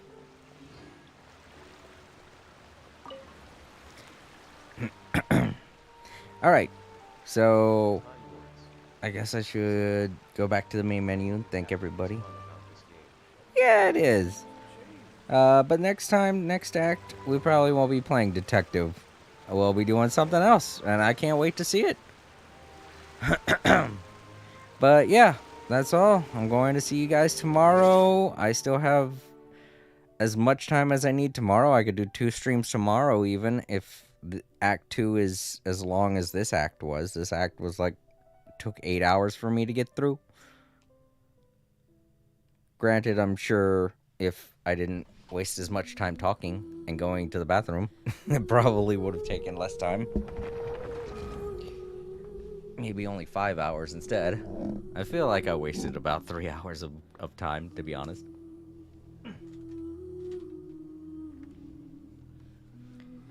Alright, so thank you to Luna and 4K over on Twitch. It was good seeing you guys again. You guys are doing a really good job.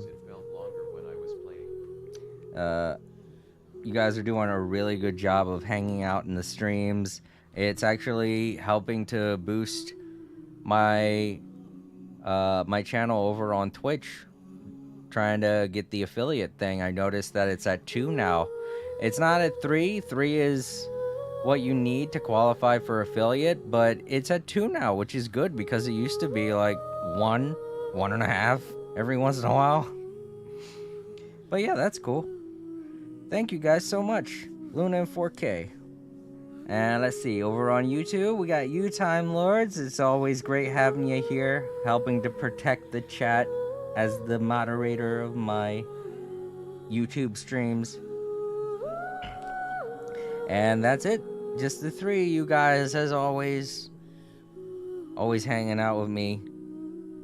And I feel blessed to have some friends that hang out with me still. Life gets busy. It's always good to have friends. Alright, so let's see. Tomorrow, I'm going to be pretty busy. Getting ready to go back into work and stuff. Fixing up my wardrobe and cleaning a bunch of stuff around the house before I have to go back. But I will definitely make time to try and stream as much as I did today. Try to get in 8 hours. Really, I just want to get through Act 2. And that way I won't have to worry too much this weekend when I go back into work. And when I play next week, it will just be doing event stuff, not Archon Quest stuff. It seems like a good balance to me. Either event stuff or story related stuff with Lenny, because I still have to do his thing. I also have to remember to try and collect keys. Because I need 3 of them to unlock Lenny's quest. And I'll see you all tomorrow. You all have a great day, great night, depending on where you live. And if you enjoyed this video over in the archives, give it a thumbs up. It really helps out the channel. And if you did not like the video, if it isn't your kind of video, then feel free to share it with someone you think might enjoy it. I will talk to you all later. Good night, everybody.